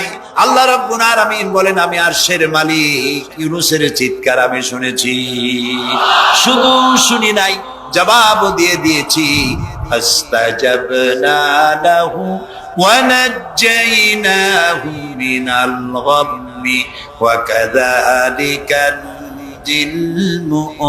মুমিনিন। আমি ইউনূসের ডাকের সাড়া দিয়া দিলাম, বিপদ থেকে বাঁচাই দিলাম। মাছের পেটের ভিতরে যন্ত্রণা শুরু হয়ে গেল, মাছ দেখলো বমি না করলে আর বাঁচবো না, এমন অবস্থা মাছের হয়ে গেল। মাছ পেটের ব্যথার জ্বালায় বেশি উঠলো, কেনারায় চলে গেল। ইউনূস আলাইহিস সালামকে বমি করে ফেলে দিল, মাছও বাঁচলো, ইউনূস আলাইহিস সালামও বাঁচলেন। আল্লাহ তাআলা বলেন, শুধু ইউনূস রে নয়, ওয়া কাযালিকা নুজিল মুমিনিন, আমার মুমিন বান্দারা যদি বিপদে পড়ে, এরকম বিপদে যদি পড়ে যায় আর আমারে যদি ডাকে, আমি আল্লাহ রাব্বুল আলামিন এই বিপদ থেকে, যত বড় বিপদ হোক, আমি আল্লাহ বাঁচায়ে দেব। তা আল্লাহ বিপদ থেকে বাঁচাবেন। পৃথিবীতে মুসলমানদের চাইতে শান্তি প্রিয় আর কোন জাতি নাই, হতে পারে না। আলহামদুলিল্লাহ বলুন। এখন আল্লাহ তাআলা বলছেন যে ফামান তাবিয়া হুদায়া ফালা খাউফুন আলাইহিম ওয়ালা হুম ইয়াহজানুন। প্রিয় ভাই সব, কোরআনের কথা বলতে গেলে রাতের পর রাত লেগে যায়, কারণ এক মহাসমুদ্র। এটা কি মহাসমুদ্র? কোরআন। এই কোরআন আল্লাহ তাআলা আমাদেরকে শুধু তেলাওয়াত করতে পাঠান নাই। আমাদের অভ্যাস হয়েছে যে খালি তেলাওয়াত করি, মুখস্থ করি। দেখেন না, রমজান মাস শেষ হয়ে গেলে পরে বন্ধু বান্ধব আত্মীয় স্বজন সব এক জায়গায় বসে এক একজন গল্প করে, ভাই আমার পুত্রবধূ 13 খতম, আমার বউ 7 খতম, আমার নাতনি 11 খতম, আর আমি এমনি খতম হয়ে গেছি। প্রিয় ভাই সব, আপনারা বলেন কোরআন শরীফকে এইভাবে শুধু খতম করার জন্য আসছে? আমি কিন্তু আপনাদের কোরআন শরীফ পড়া বা খতম করা নিষেধ করছি না। আমি উদ্দেশ্য বোঝাতে চাচ্ছি, আল্লাহ তাআলা এই কোরআনের জন্য নাজিল করেন নাই যে আমরা জ্বলবো আর পড়বো আর বুঝবো না। আচ্ছা ভাই, একটা বইয়ের নাম কোন তো পৃথিবীতে, একটা বইয়ের নাম আমাকে শুনান যে বইটা মানুষেরা না বুঝে পড়ে। পারবেন বলতে? পারবেন না। এমনকি আপনার ছোট্ট বাচ্চা কেজি 1, কেজি 2, কেজি 3 পড়ে, বা কি জানি করে নার্সারি গ্রুপে পড়ে, তারেও দেখবেন প্রত্যেকটা শব্দ বানান করিয়া অর্থ সহকারে বুঝে পড়ে। বলেন ঠিক কিনা? কিন্তু কপাল পোড়া মুসলমান জাতি একমাত্র মাজলুম কিতাব, আল্লাহর কিতাব কোরআন শরীফ পড়ে, অথচ কিছু বোঝে না। ঠিক কিনা? আমি যদি এখন জিজ্ঞেস করি যে আপনারা কোরআন বুঝে পড়তে পারেন কয়জন, হাত তোলেন। যদি বলি হাত কি কম বেশি উঠবে না কম উঠবে? সেই জন্য হাত উঠাইতে বললাম না। এটা আমাদের জন্য কপাল পোড়ার লক্ষণ। কি পোড়ার লক্ষণ? বিশ্বাস করুন ভাই, কোরআন শরীফ তাবিজ লেখার জন্য আসে নাই, কোরআন শরীফ ঝুলে ঝুলে আপনি পড়বেন এই জন্য আসে নাই। কোরআন আসছে তেলাওয়াত করবেন, বুঝবেন, আমল করবেন। হাদিস শরীফে এসেছে কোন সাহাবীর এক একটা সূরা শেষ করতে বছরের পর বছর চলে যেত। কারণ হলো তারা এক একটা আয়াত পড়তেন, বুঝতেন, বাস্তব জীবনে আমল করতেন, আরেকটা আয়াত পড়তেন, বুঝতেন, আমল করতেন, তারপরে আবার আরেকটা পড়তেন, আমল করতেন এভাবে করে। সাহাবীরা কোরআন পড়তেন, বুঝতেন, আমল করতেন। ফলে এই সাহাবীরা যখন বিয়ে শাদী করতেন, সাহাবীরা যখন ব্যবসা বাণিজ্য করতেন, সাহাবীরা যখন কেনা বেচা করতেন, পারিবারিক জীবন যাপন করতেন, হাঁটাচলা করতেন, তখন মানুষেরা বুঝতে পারত, অনুভব করতে পারত যেন জীবন্ত কোরআন শরীফ চলাফেরা করছে। কোরআন যাদের কাছে, তাদের আমলের মধ্যে পরিবর্তন আসতে হবে। তো এরকম একটা বৈপ্লবিক কিতাব যাদের কাছে, তাদের তো আমলের মধ্যে পরিবর্তন আসবে। কি পরিবর্তন আসবে? এরা যদি ব্যবসায়ী হয়, ওজনে কম দেবে না। সুবহানাল্লাহ কবেন না? আর এখন আমরা যা করি, সুবহানাল্লাহ থুয়ে খালি নাউজুবিল্লাহ কোয়া দরকার, ঠিক কিনা ভাই? মুসলমানের চাইতে এত ওজনে কম দেওয়ার লোক আর আছে কিনা সন্দেহ। ওজনে দেবে কম, খাদ্যে দেবে ভেজাল, সাক্ষী দেবে তো মিথ্যা সাক্ষী দেবে, ওয়াদা খেলাপ করবে, আমানতের খেয়ানত করবে, এরপরে ধার করবে, টাকা শোধ করবে না। ছেলে দিয়ে বলবে, বলো আব্বা বাড়ি নেই। এখন সে যাই যে টাকা চাইতে আসছে, তারা বলে যে আব্বা বলছেন আব্বা নাকি বাড়ি নেই। বুঝতে পারছেন কথা? এই হলো মুসলমান। নাউজুবিল্লাহ কোন। এই জন্য আল্লাহ তাআলা নবী বলেছেন, ওয়ামান আমেলা বিহি উজরা, যে ব্যক্তি কোরআন পড়বে, আমল করবে, আল্লাহ তাকে পুরস্কার দিবেন। কোথায় কোথায় দেবেন কোন তো? দুই জায়গায় দেবে, ইহকালেও দেবে, পরকালেও দিবে। দুনিয়ার পুরস্কারটা কি? দুনিয়ার পুরস্কারটা হলো যে চিন্তা থাকবে না, আর কোনো ভয় থাকবে না। ভয় থাকবে না কিসের? ভয় থাকবে না যেই সমাজে কোরআন মানা হবে, যেই সমাজের আইনের উৎস হবে কোরআন, ওই সমাজের মধ্যে চুরি, ডাকাতি, জেনা, ব্যভিচার, হত্যা, ধর্ষণ থাকবে না। কাজী ভীতি শূন্য, সমৃদ্ধিপূর্ণ, নিরাপত্তাপূর্ণ একটি সুন্দর সমাজ উপহার দেবে এই কোরআন। সুবহানাল্লাহ। সেই কোরআন আমরা তাবিজ বানাইছি, এটারে গোলাইয়া, এই কোরআন শরীফের পাতা লিখিয়া, তারপরে কি জানি কয়, পানির মধ্যে দিয়ে গোলাইয়া, এগুলি খাওয়া হয়, মাদুলির মধ্যে ঢুকাইয়া গলার মধ্যে ঝুলানো হয়। দেখেন এই বাংলাদেশে যেসব কোরআন শরীফ ছাপা হয়, এই সব কোরআন শরীফের দুরবস্থা। এটা আছে কিনা আমি জানি না, আলহামদুলিল্লাহ এটা নাই। কোন কোন কোরআন শরীফ যে বাংলাদেশে ছাপা হয়, সেগুলিতে লেখা থাকে সূরায়ে মায়দার নকশা, সূরা ইউসুফের নকশা, সূরায়ে বনি ইসরাইলের নকশা। এই নকশা লিখা গলায় ঝুলাইলে পেটে পেটে ভালো হবে, ওই নকশা ঝুলাইলে মেয়ের বিয়ে হবে তাড়াতাড়ি, এই নকশা ঝুলাইলে যে মেয়েকে পছন্দ করো বিয়ে করতে পারবা তাড়াতাড়ি। নাউজুবিল্লাহ কর। নকশার মধ্যে আছে কি? নকশার ভিতরে আছে 1293, 1711, 513 হাবি জাবি কতগুলো নাম্বার দিয়া, তারপরে লাল কালি দিয়ে দাগ দিয়ে দিয়ে ধান্দাবাজি করা। এরপরে ওই ধান্দাবাজি তাবিজের কোনায় কোনায় লেখে ইয়া জিব্রাইল, ইয়া মিকাইল, ইয়া ইসরাফিল, ইয়া আজরাইল। উপরে লেখে ইয়া বধূহ, নিচে লেখে ইয়া বধূহ। আমি একজন তাবিজ লেখককে জিজ্ঞেস করলাম, ভাই ইয়া আজরাইল ইয়া মিকাইল তো বুঝলাম, ইয়া বধূহ কি? কয়েছে হুজুর আমি নিজেও বুঝি না বধূহ কি। এই হলো তাবিজ। এই তাবিজ লেখার জন্য আল্লাহ তাআলা কোরআন নাজিল করেন নাই। কথা কি বুঝে আসছে? তাবিজের জন্য আসে নাই, তদবিরের জন্য আসে নাই, শুধু পড়ব এজন্য আসে নাই। কোরআন এসেছে বোঝার জন্য, তেলাওয়াতের জন্য, বোঝার জন্য, কোরআন অনুযায়ী জীবন গড়ার জন্য।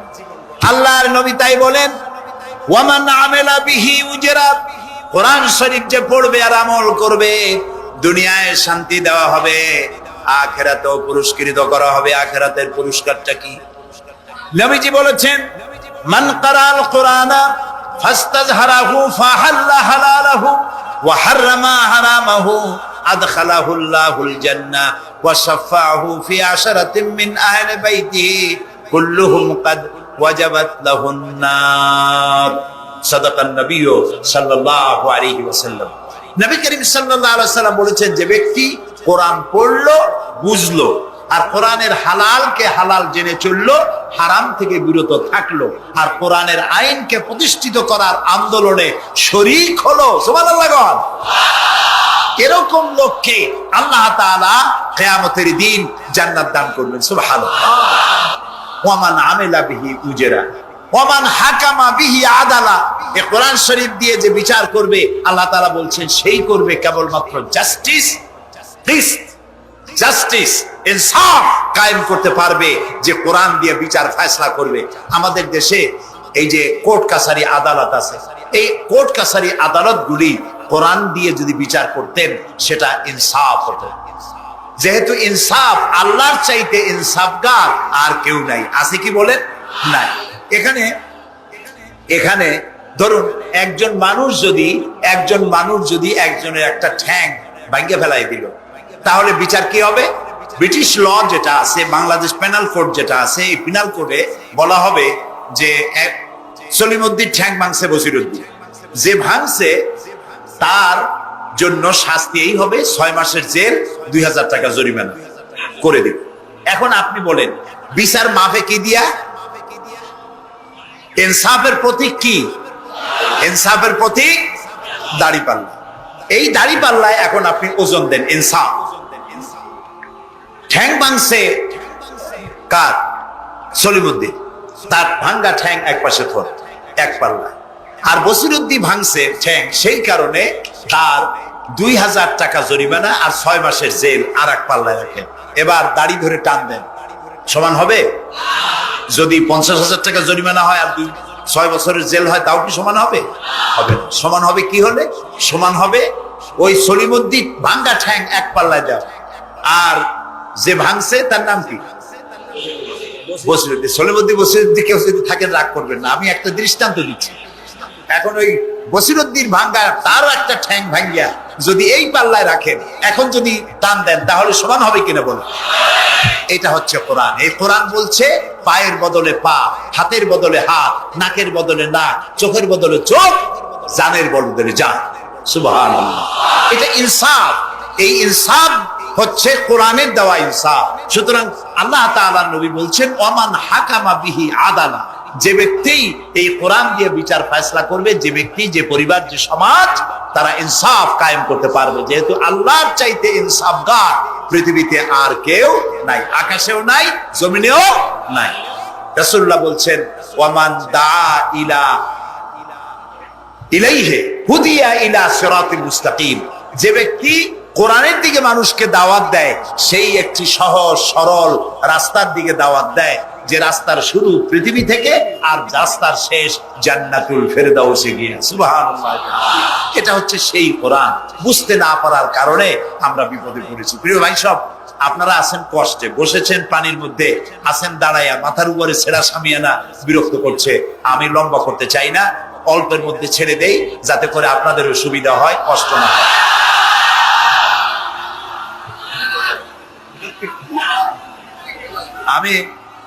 তবুও আমি খুব লম্বা করব না, অল্পতে আমরা যাতে বুঝতে পারি এরকম একটু কথা আমি বলতে চাই, একটু বলি, এবং সেইটাই বলবো যেটা আপনারা শুনতে চান, সেইটাই বলবো যেটা শুরু করেছিলেন আমাদের রফিকুল ইসলাম খান ভাই, মহানগরীর সেক্রেটারি জনাব রফিকুল ইসলাম খান।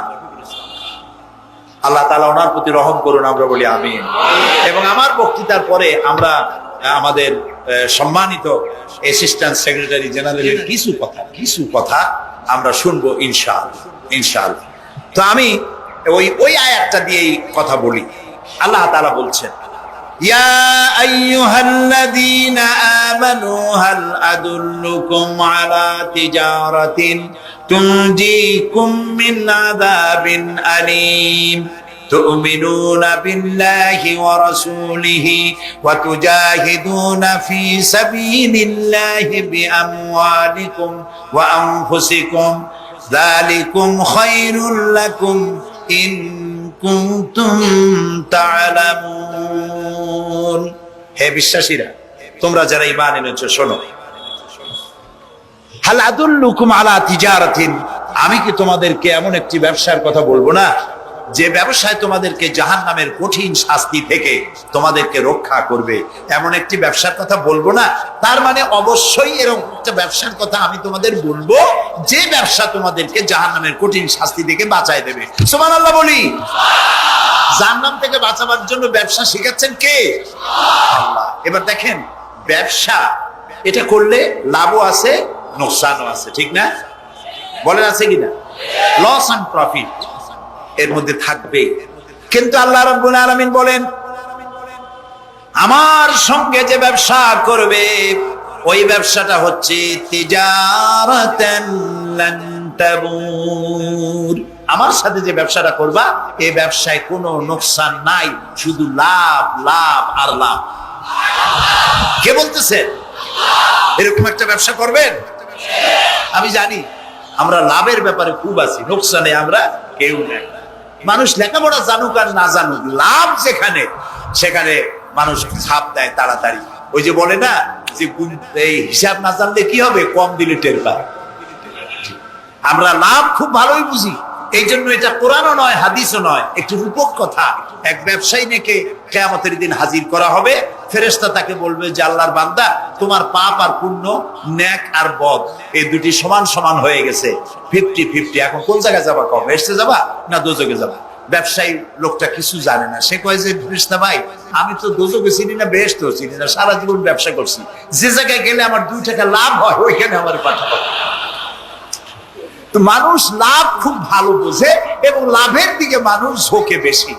এই জন্য আল্লাহ তাআলা বলছেন, হাল আদুল্লুকুম আলা তিজারাতিন তুনজিকুম মিন আযাবিন আলিম, যেটা লাভ আর লাভ। আমার সাথে ব্যবসা করো, শুধু লাভ হবে। তো এই ব্যবসার মধ্যে পুঁজি হলো 3টা। ব্যবসার মধ্যে পুঁজি কয়টা? 3টা। আল্লাহ রাব্বুল আলামিন বলেন, তুমিনুনা বিল্লাহি ওয়া রাসূলিহি ওয়া তুজাহিদুনা ফি সাবিলিল্লাহ। 3টি পুঁজি। একটি হলো আল্লাহর প্রতি ঈমান, রাসূলের প্রতি ঈমান এবং আল্লাহর রাস্তায় জিহাদ করা, মাল দিয়া জান দিয়া। এই কয়টা হলো? 3টা।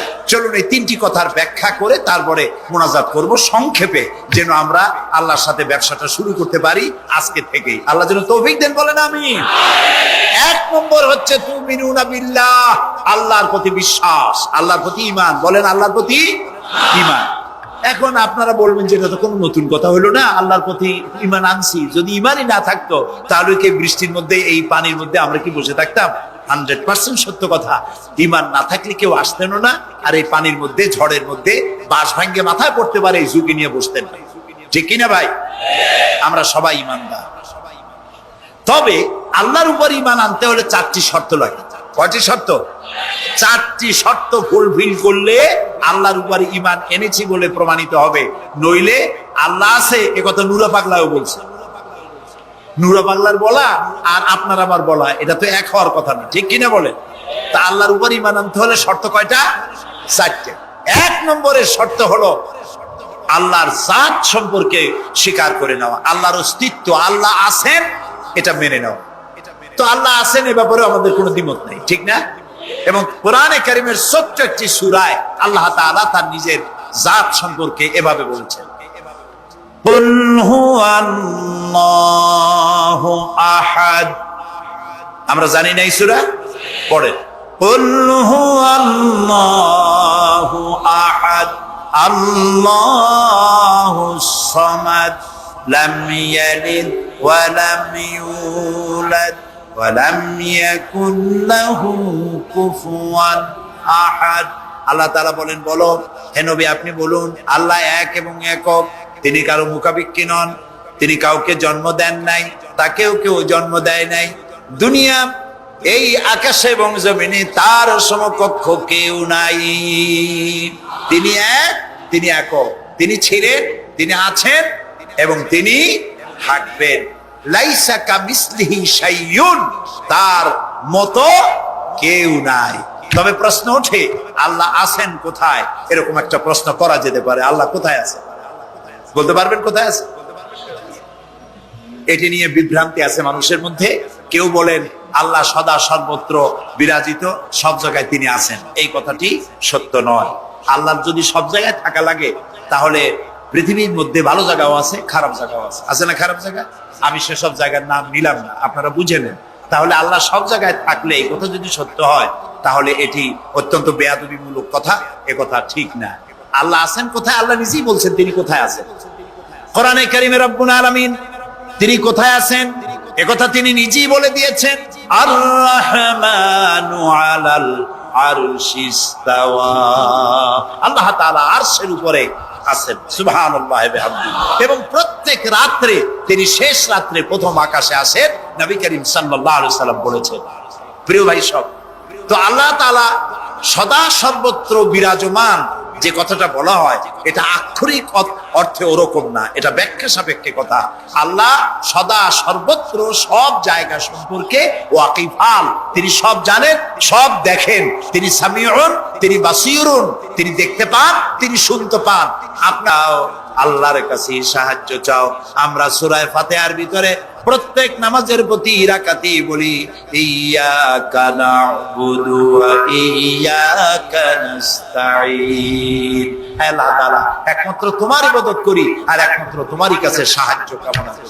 হযরত ইব্রাহিম আলাইহিস সালাম আমাদের জাতির পিতা। একটু আগে আমরা বলছি না সবাই, ইব্রাহিম আলাইহিস সালামকে আগুনে এটারে এদিক ফিরিয়ে দিল। ইব্রাহিম আলাইহিস সালামকে আগুনে যখন ফেলে দেওয়া হচ্ছিল তখন হযরত জিবরাইল এসে বলছিলেন আমার কাছে সাহায্য চাও ইব্রাহিম, আমি তোমারে আগুন দিয়ে বাঁচাই দেব। এই যে ইব্রাহিম আলাইহিস সালামের কাছে তাকে সাহায্য দেওয়ার জন্য বলা হলো, এটা কি ঘোরাঘুরি করে? এই মাইকের হর্ন দুলান কেন? যেমন ছিল ওইদিকে দিয়ে দেন, আমারে শুনায় তো লাভ নাই। প্রিয় ভাই সব, ইব্রাহিম আলাইহিস সালামকে জিবরাইল বললেন আমার কাছে সাহায্য চাও। ইব্রাহিম আলাইহিস সালাম সাহায্য চাইছিলেন? বলেন চাইছিলেন? হযরত ইব্রাহিম বলেছেন জিবরাইল আমি কেন সাহায্য চাইব তোমার কাছে?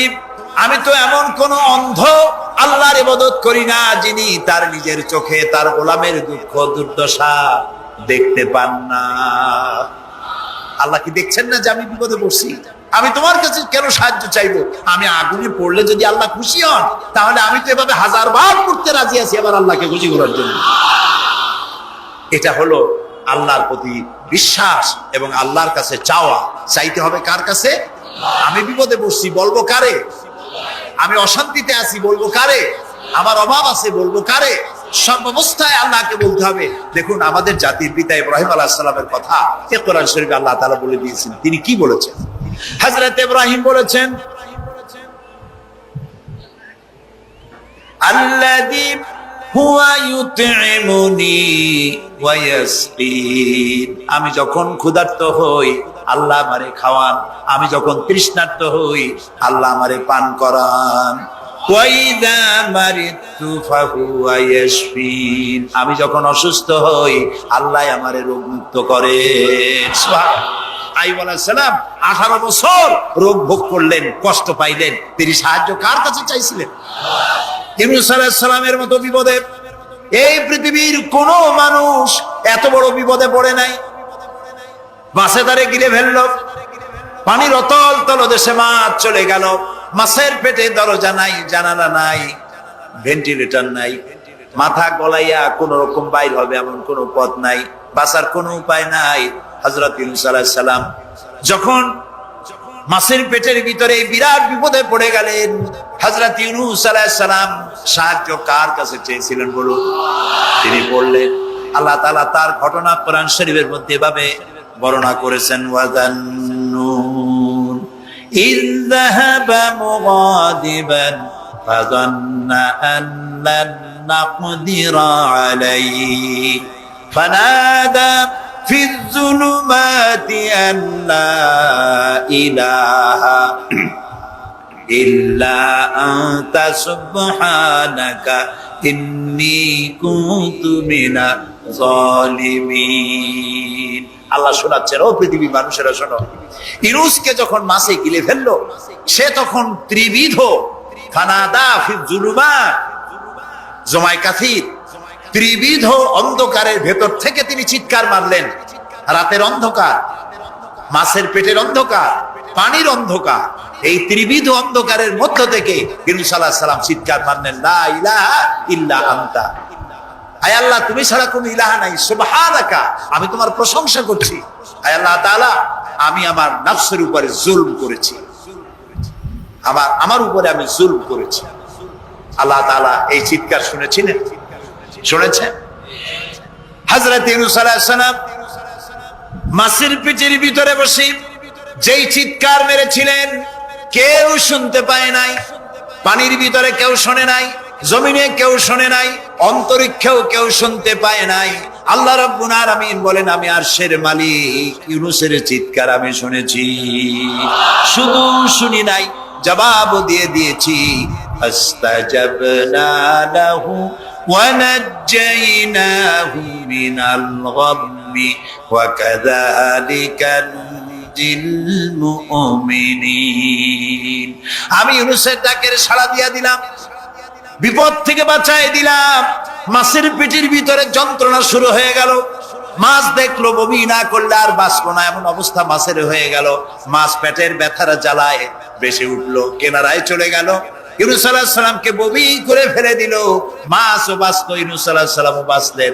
আল্লাহ তাআলা বলেন শুধু ইউনূস রে নয়, ওয়া কাযালিকা নুজিল মুমিনিন, আমার মুমিন বান্দারা যদি বিপদে পড়ে, এরকম বিপদে যদি পড়ে যায় আর আমারে যদি ডাকে, আমি আল্লাহ রাব্বুল আলামিন এই বিপদ থেকে যত বড় বিপদ হোক আমি আল্লাহ বাঁচায় দেব।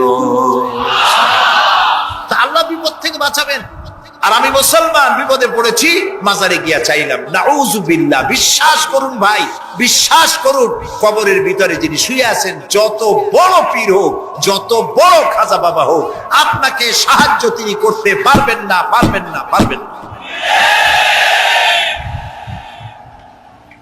একটু কমন সেন্সের কাছে অ্যাপিল করি, সাধারণ বিবেকের কাছে। আপনি যারা এই যে দেখুন হযরত শাহজালাল রাহমাতুল্লাহ আলাইহি সিলেটে শুয়ে আছেন, বলুন তো তার মাতৃভাষা কি? আরবি। তিনি ইয়েমেন থেকে এসেছেন। বাগেরহাটে শুয়ে আছেন হযরতে খান জাহান আলী রাহমাতুল্লাহ আলাইহি, তার মাতৃভাষা ছিল আরবি। হযরতে খাজা মঈনুদ্দিন চিশতি রাহমাতুল্লাহ আলাইহি শুয়ে আছেন আজমিরে, তার মাতৃভাষা আরবি। আমরা বাংলাদেশ থেকে, এই দেশ থেকে কোনো লোক গেল সিলেটে, গেল বাগেরহাটে অথবা বাগদাদে চলে গেল, এইসব বড় বড় আল্লাহর ওলিদের মাজারে গিয়ে বাংলা ভাষায় বলল, বাবা আমি তো বিপদে পড়ে আসছি, নির্বাচনে দাঁড়াইছি, আমি যেন জিততে পারি। অথবা দেখেন না, মাজার দিয়ে শুরু করে সবাই। অথবা যাই বললো যে আমার বিয়ে করেছি 15 বছর, বাচ্চা হয় না, আমার একটা বাচ্চা। অথবা মামলায় পড়েছি, আমার একটু জিতে এত, ব্যবসা করি এত টাকা লস দিতে দিতে শেষ হয়ে গেছি। বাবা আপনি বললেন কোন ভাষায়? শাহজালাল খুব বুঝলেন, বড় পীর সাহেব খুব বুঝছেন।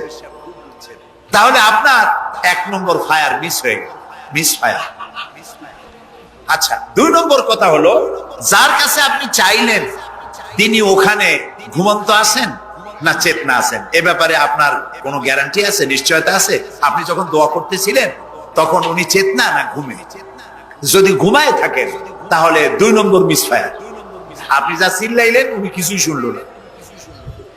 3 নম্বরে, কবরে যে শাহজালাল রাহমাতুল্লাহ আলাইহি অথবা মঈনুদ্দিন চিশতি রাহমাতুল্লাহ আলাইহি, আল্লাহর ওলিরা, যত বড় বড় ওলি আল্লাহ আছেন, যার কাছে আপনি বিশ্বাস করেন ওলি হিসেবে, উনি যে কবরে আছেন তার নিশ্চয়তা কোথায়? কবরে তো নাও থাকতে পারে, কারণ আল্লাহ তাআলার 2টা জায়গা আছে করা। বিদেহী আত্মা, এই দেহ থেকে আত্মা যখন সরে যায়, আল্লাহ যখন নিয়ে যান, দেহটার তো কোনো দাম নাই, এটা হচ্ছে নশ্বর, আত্মা হচ্ছে অবিনশ্বর। এই দেহটা মাটির সাথে পচে যাবে, গলে যাবে, কোরআন শরীফে বহুবার বলা হয়েছে। তো আল্লাহ তাআলার 2টা মেহমানখানা আছে, একটা হলো সিজ্জিন, আর একটা নাম বলেন ইল্লিন। 2টা মেহমানখানা। যেমন এই পৃথিবীতেও মেহমানখানা 2 রকম হয়। সরকারের 2 রকম মেহমানখানা। চোর, ডাকাত, খুনি, বদমাশ, এগুলি যদি গ্রেফতার হয় তাহলে ওরা খাবে কি? ওদের তো শ্বশুর বাড়ি দিয়ে অথবা বাপের বাড়ি দিয়ে ভাত খাবার দেওয়া হবে না, গভর্নমেন্টের মেহমান হয়ে গেছে। কাজী এদের জন্য মেহমানখানা গভর্নমেন্টের একটা আছে, সরকারি মেহমানখানা। ওইটা কোনটা কোন তো? ও, তাও আপনারা চেনেন। আরেকটা মেহমানখানা হচ্ছে ভিআইপিদের জন্য, যারা ভেরি ইম্পর্টেন্ট পার্সন অথবা ভেরি ভেরি ইম্পর্টেন্ট পার্সন, তাদের জন্য, অর্থাৎ প্রেসিডেন্ট, প্রধানমন্ত্রী, মন্ত্রী, এমপি, সচিব, ওনারা যখন বাংলাদেশের কোন জায়গায় বেড়াতে যান তখন সরকারি মেহমানখানা ওনাদের জন্য থাকে। ওইটার নাম কি? সার্কিট হাউস, ডাক বাংলা ইত্যাদি, রেস্ট হাউস, এগুলি তার জন্য থাকে। তো পৃথিবীর মানুষের জন্য শ্রেণীভেদে যদি এ ধরনের মেহমানখানা থাকে, তো যারা নাকি দুনিয়া থেকে মারা যাবে ওদের জন্য আল্লাহর মেহমানখানা থাকতে নাই? আছে, এবং সেটা আগেই বলেছি। যারা জাহান্নামে যাবে ওদেরকে রাখা হবে সিজ্জিন নামক একটা মেহমানখানা আছে, ওখানে তারা থাকবে। আর যাদেরকে আল্লাহ জান্নাতি নিবেন, তো বিচারের আগে তো জান্নাতি নিবেন না, তাদেরকে ইল্লিন নামক সার্কিট হাউস জাতীয়, এই জাতীয় একটা ভালো জায়গায় আল্লাহ তাআলা তাদের রাখবেন। তাহলে আপনি যে কবরের কাছে যায় চাইলেন, হয় ঘুমায় আছে, আপনার ভাষা বুঝলো না, আর কবরে থাকলেও ঘুমে আছে নাকি তাও আপনি জানেন না, আর কবরে নাই এটাও হতে পারে যে আল্লাহ তাআলা অন্য কোথাও তাকে নিয়ে রেখেছেন। কাজেই তিনটা জিনিসই আপনার পথের ভাড়া নষ্ট, পরিশ্রম নষ্ট, আর তিনটা ফায়ার করছিলেন, তিনটা ফায়ার মিস হয়ে গেল। তাহলে হবে এমন সত্তার কাছে, কোন পীর নয়, বুজুর্গ নয়, খাজা বাবা নয়, চাইতে হবে এমন সত্তার কাছে যিনি কখনো ঘুমান না, যিনি বাংলাও বোঝেন, ইংরেজিও বোঝেন, আরবিও বোঝে, উর্দুও বোঝে, সকল ভাষা যিনি সৃষ্টি করেছেন, সেরকম কেউ কি আছেন? আছেন? কি নাম তা? এক আঙ্গুল আকাশের দিকে উঁচু করে বলেন, নাম কি? আরো জোরে বলেন, আবারও বলেন, সুবহানাল্লাহ, আলহামদুলিল্লাহ। এই জন্য নবী করিম সাল্লাল্লাহু আলাইহি ওয়াসাল্লাম বলছেন, ওয়াইজা সাআলতা ফাসআলিল্লাহ, কিছু বলতে হলে আল্লাহরে বলো, ওয়াইজা ইসতাআনতা, সুয়াল করলে আল্লাহরে বলো, ওয়াইজা ইসতাআনতা ফাসতাইন বিল্লাহ, আর যদি সাহায্যের প্রয়োজন হয় কোনো ব্যাপারে, যে কোনো ব্যাপারে সাহায্যের প্রয়োজন, আল্লাহর কাছে চাও। আমাদের অবস্থা হলো এই যে ইমাম তো দুর্বল, বিপদে পড়লেই দৌড় দেয় মাজারের দিকে। মুসলমানের সম্পর্ক মাজারের সাথে হবে না, সম্পর্ক হবে মসজিদের সাথে।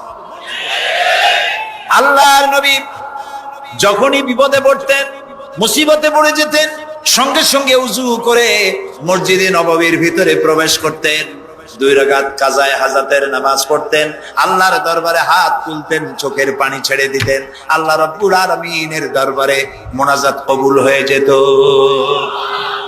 নবীজি আমাদেরকে উপদেশ দিয়েছেন, বিপদে যদি পড়ো, মুসিবতে যদি পড়ে যাও, ওযু করো, মসজিদের ভিতরে ঢুকে যাও, কাজায়ে হাজাতের নামাজ পড়ো, আর সেজদায় পড়ে চোখের পানি দিয়া, গাল ভিজানো নয়, চোখের পানি দিয়া যায় নামাজ ভিজিয়ে দাও, আর আল্লাহর কাছে প্রার্থনা করো, কাঁদতে থাকো। রব্বুল আলামিন, আল্লাহর নবী বলেছেন, বান্দা যদি গুনাহ মাফির জন্য গুনাহ করেছে, লজ্জায় অনুতপ্ত হয়ে অনুশোচনা করে বান্দা যখন কাঁদতে থাকে, চোখের পানি নাকের অর্ধেক আসতে না আসতে আল্লাহ রব্বুল আলামিন বান্দারে মাফ করে দেন। বিশেষ করে বুড়া মানুষ, আমাদের মধ্যে 2 শ্রেণীর লোক আছে, যুবক আর বৃদ্ধ। মাহফিলগুলিতে আল্লাহর মেহেরবানি যুবকেরা অনেক বেশি আসে, আলহামদুলিল্লাহ বলুন। এরকম আসতে বললেন কেন? আপনি তাকায় দেখেন, ডানে বায় তাকান, ডানে বায় তাকান, দাড়ি পাকা কয়জন আছে দেখেন?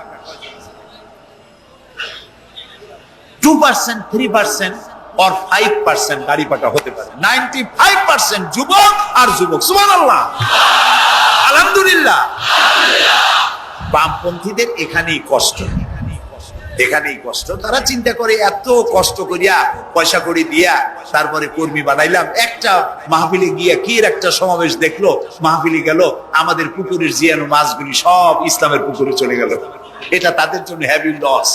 তা আসলে ওরা ধরে রাখতে পারবে না, ঠেকাইতে পারবে না, গায়ে তো মুসলমানের রক্ত। রক্ত কার?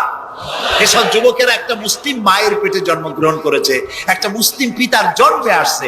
আর রাসূলুল্লাহ যুবকদের ব্যাপারে যে কত কথা বলেছেন, সুবহানাল্লাহ বলো। আগে রাসূলুল্লাহ বলেছেন, কিয়ামতের দিন আল্লাহর আরশের ছায়া ছাড়া কোনো ছায়া থাকবে না, প্রচন্ড রৌদ্র হবে, জমিনটা তামার মতো হয়ে যাবে। ইন্না লিল্লাহি ওয়া ইন্না ইলাইহি রাজিউন। সেই জায়গায় আরশের নিচে 7 শ্রেণীর লোকদেরকে আল্লাহ তাআলা জায়গা দেবেন। কয় শ্রেণী? ওর মধ্যে 1 শ্রেণী হচ্ছে শাবুন নাশা ফি ইবাদাতিল্লাহ, ওই সব যুবক যারা রাত কাটিয়েছে আল্লাহর ইবাদতের মধ্য দিয়ে। সুবহানাল্লাহ। যুবকদের ইবাদতে আল্লাহ তাআলা বেশি খুশি হন, বেশি খুশি হন। কারণ হলো এই যে মসজিদের ইমাম সাহেব অথবা প্রাইমারি স্কুলের মাস্টার যদি বলে যে আমি ঘুষ খাই না, এই কথার কোনো দাম আছে? আপনি প্রাইমারি স্কুলের মাস্টার, আপনি মসজিদের ইমাম, আপনার ঘুষ দেবে কেনা? ঘুষ খাই না বললে তো হবে না। কোন মন্ত্রী যদি বলে, এসপি যদি বলে, দারোগা যদি বলে ঘুষ খাই না, 1000 বার দাম আছে, ঠিক না ভাই? এখন একজন বুড়া যদি বলে যে প্রত্যেক রাত্রে আমি তাহাজ্জুদ করি, আপনি তো পড়বেনই, কারণ আপনার তো ঘুম আসে না। কাশিতে এমন পাওয়া পাইছে, চোরবাড়ির কাছে আসতে পারে রাতের বেলায়, খালি জব্বের কাছে। আর যুবকের তো তামাম দুনিয়ার ঘুম আইসে ঠাইসে ধরে। সেই যুবক সে যদি এই ঘুমকে দুহাতে ঠেলে দিয়ে যদি মধ্যরাতের পরে, রাতের 2/3 পরে যদি নামাজে দাঁড়ায় যায়, আল্লাহ রাব্বুল আলামিন খুশি হয়ে যান। সুবহানাল্লাহ বলো। এই যুবকদের সম্পর্কে রাসূলুল্লাহ কি সুন্দর কথা বলেছেন। রাসূলুল্লাহ বলেছেন, উসিকুম বিশ-শাবাবে খায়রা ফাইন্নাহুম আরাক্কু আফইদা লাকাদ বাআসানি আল্লাহু বিল হানিফিয়্যাতি সামহা ফাখালাফানি আশ-শুয়ুখ ওয়া হালাফানি আশ-শাবাব। সাদাকান নবী সাল্লাল্লাহু আলাইহি ওয়াসাল্লাম। নবী করিম সাল্লাল্লাহু আলাইহি ওয়াসাল্লাম বলেছেন, আমি তোমাদেরকে উপদেশ দিচ্ছি তোমরা যুবকদের ব্যাপারে কল্যাণকামী হবে। সুবহানাল্লাহ বলেন। কারণ যুবকদের দিল নরম, আর আল্লাহ তাআলা আমাকে এই পৃথিবীতে উদারতা সহকারে দিন প্রতিষ্ঠার কাজে আমাকে পাঠিয়েছেন।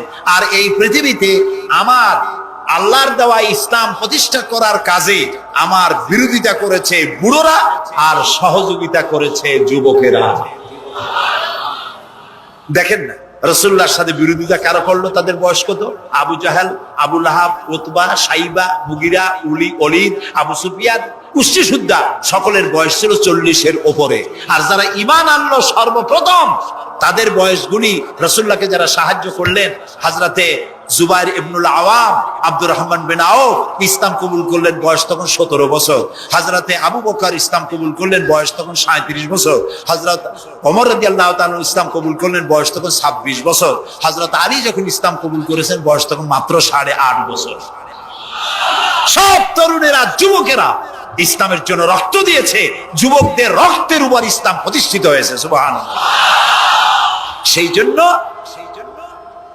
এই যৌবনকালে ইবাদতের মূল্য সর্বাধিক। আর বুড়োরাও যখন আল্লাহর দরবারে হাত তোলে, যারা বুড়ো আছেন, আমার বয়সে যারা এসে গেছেন বা আমার থেকে যাদের বয়স বেশি, আপনারা অসন্তুষ্ট হচ্ছেন না তো যে যুবকদের এত কইলাম আর আমরা কিছু পাইলাম না, এরকম বলবেন নাকি? এক বুড়ি এসে রাসূলুল্লাহকে বলছিলেন যে রাসূল আমার জন্য দোয়া করেন, আমি যেন জান্নাতে যাইতে পারি। রাসূলুল্লাহ বলছেন, বুড়ি তো জান্নাতে যাবে না, বুড়ি জান্নাতে যাবে না, বুড়ি তো কান্দে শেষ। রাসূলুল্লাহ বলতেছেন জান্নাতে যাবে না, রাসূলুল্লাহ বলছেন বুড়ি কান্দো না, তুমি যখন জান্নাতে যাবা একেবারে যুবতী হয়ে যাবে, তখন তুমি বুড়ি থাকবা না। সুবহানাল্লাহ। সুতরাং বুড়ো মানুষের মন খারাপ করার কারণ নাই, ওই যৌবন কালটা আমরা সবাই পার করে এসেছি। সুবহানাল্লাহ। সেটা যদি ভালো কাজে করে থাকি আল্লাহর কাছে পুরস্কার পাবো, আর যদি অন্যায় করে থাকি সেজন্য আল্লাহর কাছে বিনীতভাবে ক্ষমা চাই। আল্লাহ আমাদের মাফ করুন, বলি আমিন। সবাই বলি আমিন। যুবক ভাইয়েরা আর বৃদ্ধদেরকে এখন আরেকটি কথা বলতে চাই, সেটা হলো বুড়োরা যদি আল্লাহর কাছে যখন হাত তোলে, আল্লাহ তাআলা বলেছেন, হে রাসূল ইসলামের মধ্যে থেকে যে চুল দাড়ি পাকাইছে, ইসলামের মধ্যে থেকে দাড়ি চুল পাকাই ফেলেছে, এই অবস্থায় আমার কাছে যদি হাত তোলে আর কাঁদতে থাকে, এই বুড়োটারে আমি খালি হাতে ফেরত দিতে আমার শরম করে। আমি কেমনে বুড়োটারে খালি হাতে ফিরাই? একবার হযরত ওমর রাদিয়াল্লাহু তাআলা নবী করিম সাল্লাল্লাহু আলাইহি ওয়াসাল্লামের ঘরে প্রবেশ করে দেখছেন তিনি কাঁদছেন। হযরত ওমর জিজ্ঞেস করলেন, ইয়া রাসূলুল্লাহ আপনি কাঁদছেন কেন? তিনি বললেন, এইমাত্র জিবরিল এসেছিল, জিবরিল এসে আমারে বলে গেল যে আপনার উম্মতের মধ্যে যেই সব লোক ইসলামের মধ্যে থেকে দাড়ি চুল পাকিয়েছে, কিয়ামতের দিন আল্লাহ তাআলা ওই সব বুড়া বুড়িদেরকে শাস্তি দিতে লজ্জাবোধ করবেন। হযরত ওমর বলেন, ইয়া রাসূলুল্লাহ এ তো আপনার উম্মতের জন্য শুভ সংবাদ, আপনি কাঁদেন কেন? আল্লাহর নবী বলেন, হে ওমর আমার কান্নার কারণ ভিন্ন। আমার কান্নার কারণ হচ্ছে আমার লজ্জা করে, আমার লজ্জার অনুভূতিতে আঘাত লাগে এই ব্যাপারে যখন আমি চিন্তা করি যে আল্লাহ রাব্বুল আলামিন যেই বুড়াদেরকে কিয়ামতের দিন শাস্তি দিতে লজ্জা বোধ করবেন, সেই বৃদ্ধ মানুষগুলো আল্লাহর সাথে নাফরমানি করতে লজ্জা বোধ করে না। এই জন্য এই দুঃখে এই লজ্জা আমি কাঁদি। বয়সের একটা সীমা থাকা উচিত যে আপনি কোন পর্যন্ত পাপ করবেন। বুড়া হয়ে গেছে, তারপরে মদ খায়, তারপরে জেনা, ব্যভিচার, শয়তানি, বদমাশি, দাঁড়িয়ে এগুলি কি? দাড়ি চুল পাকা এগুলি কি? এগুলি আগে পাকতো না কারো। পৃথিবীতে সর্বপ্রথম দাড়ি আর চুল পেকেছে হযরত ইব্রাহিম আলাইহিস সালামের, এর আগে কারো দাড়ি চুল পাকে নাই। ইব্রাহিম আলাইহিস সালাম প্রশ্ন করলেন আল্লাহর কাছে যে আল্লাহ তাআলা এটা কি হলো আমার? আল্লাহ তাআলা বললেন এটা হচ্ছে ওয়াকার, এটা মর্যাদা, তোমার সম্মানকে বাড়িয়ে দেওয়া হলো। তো দাড়ি চুল পাকলে সম্মান বাড়ে। এই দাড়ি চুল পাকলো এগুলি সিগন্যাল, সংকেত।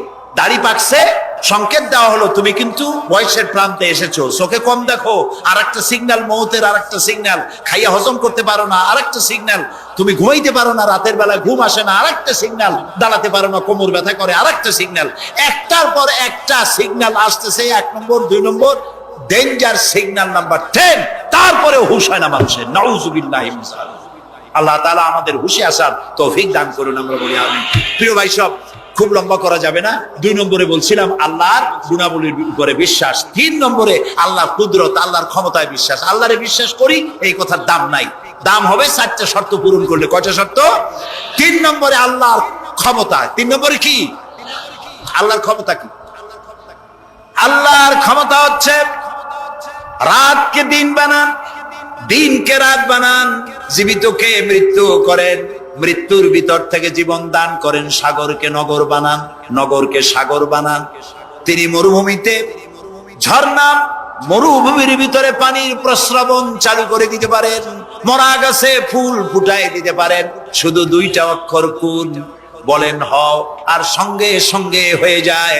আল্লাহ তাআলা বলেছেন ফাআলুন লিমা ইউরিদ, যা খুশি তিনি তাই করতে পারেন। সুবহানাল্লাহ বলে। এই মাত্র কয়েক মাস আগে সুনামি কি হয়েছিল? এইটা যদি হয় সুনামি, তাহলে কুনামি কি আল্লাহ জানে। সুনামি হইল মালয়েশিয়া, ইন্দোনেশিয়া, মালদ্বীপ, শ্রীলঙ্কা, ইন্ডিয়া, থাইল্যান্ড, এই উপকূলীয় এলাকায় সুনামি। মাত্র 1.5 মিনিটের সুনামিতে জল কম্পন আর পানি কম্পনে 2.5 লক্ষ মানুষ শেষ, আর 1 লক্ষ মানুষের কোনো খোঁজ নাই। প্রায় 3.5 থেকে 4 লক্ষ মানুষ দুনিয়া থেকে বিদায় হয়ে গেল 1.5 মিনিটের মধ্যে। আর সমুদ্রের পানি 33 থেকে 35 ফিট উঁচু হয়ে পানি এসে নগর, গাড়ি বাড়ি ভেঙে চুরে পাতার মতো, শুষ্ক পাতার মতো সব উড়িয়ে ভাসিয়ে শেষ করে দিল। সুবহানাল্লাহ। আবহাওয়াবিদরা বলেছেন, বিজ্ঞানীরা বলেছেন, এটা নাকি কি বলে, ভারত মহাসাগরের অতল তলদেশে যেখানে মাটি, ওই মাটিরও কয়েক কিলোমিটার নিচে ফাটল ধরেছে। সেই ফাটল ধরে কি দিকে করিয়া জমিনে কম্পন লাগলো, পানিতেও কম্পন লাগলো। আমাদের এই যে ঢাকায় সকালবেলায় যারা মর্নিং ওয়াক যারা করেন, রমনা লেকের পাশ দিয়ে হাঁটতেছে, হঠাৎ পিছনে পানি মারছে, দেখেছে সকলের পিছনে পানি মারে কি, তাকায় দেখে রমনা লেকের পানি উথাল পাথাল হয়ে গেছে। ভূত না জেন জুতা মুতা ফালাই ধুয়ে দিছে দৌড়। পানির মধ্যে যে কম্পনটা বাংলাদেশে হলো, এই কম্পনটা যদি মাটিতে হতো, তাহলে এই অপরিকল্পিত বানানো শহর ভেঙ্গে চুরে ভর্তা হয়ে যেত। আল্লাহ শুকরিয়া আদায় করি যে আল্লাহ তাআলা দয়া করে আমাদের গরিব দেশটাকে হেফাজত করেছেন। বলেন আমিন। আল্লাহ তাআলা, আমরা পাপী, আমরা 1000 বার স্বীকার করি আমরা পাপী, আমরা গুনাহগার, আমরা অপদর্থ, আমরা অযোগ্য তোমার বান্দা হওয়ার।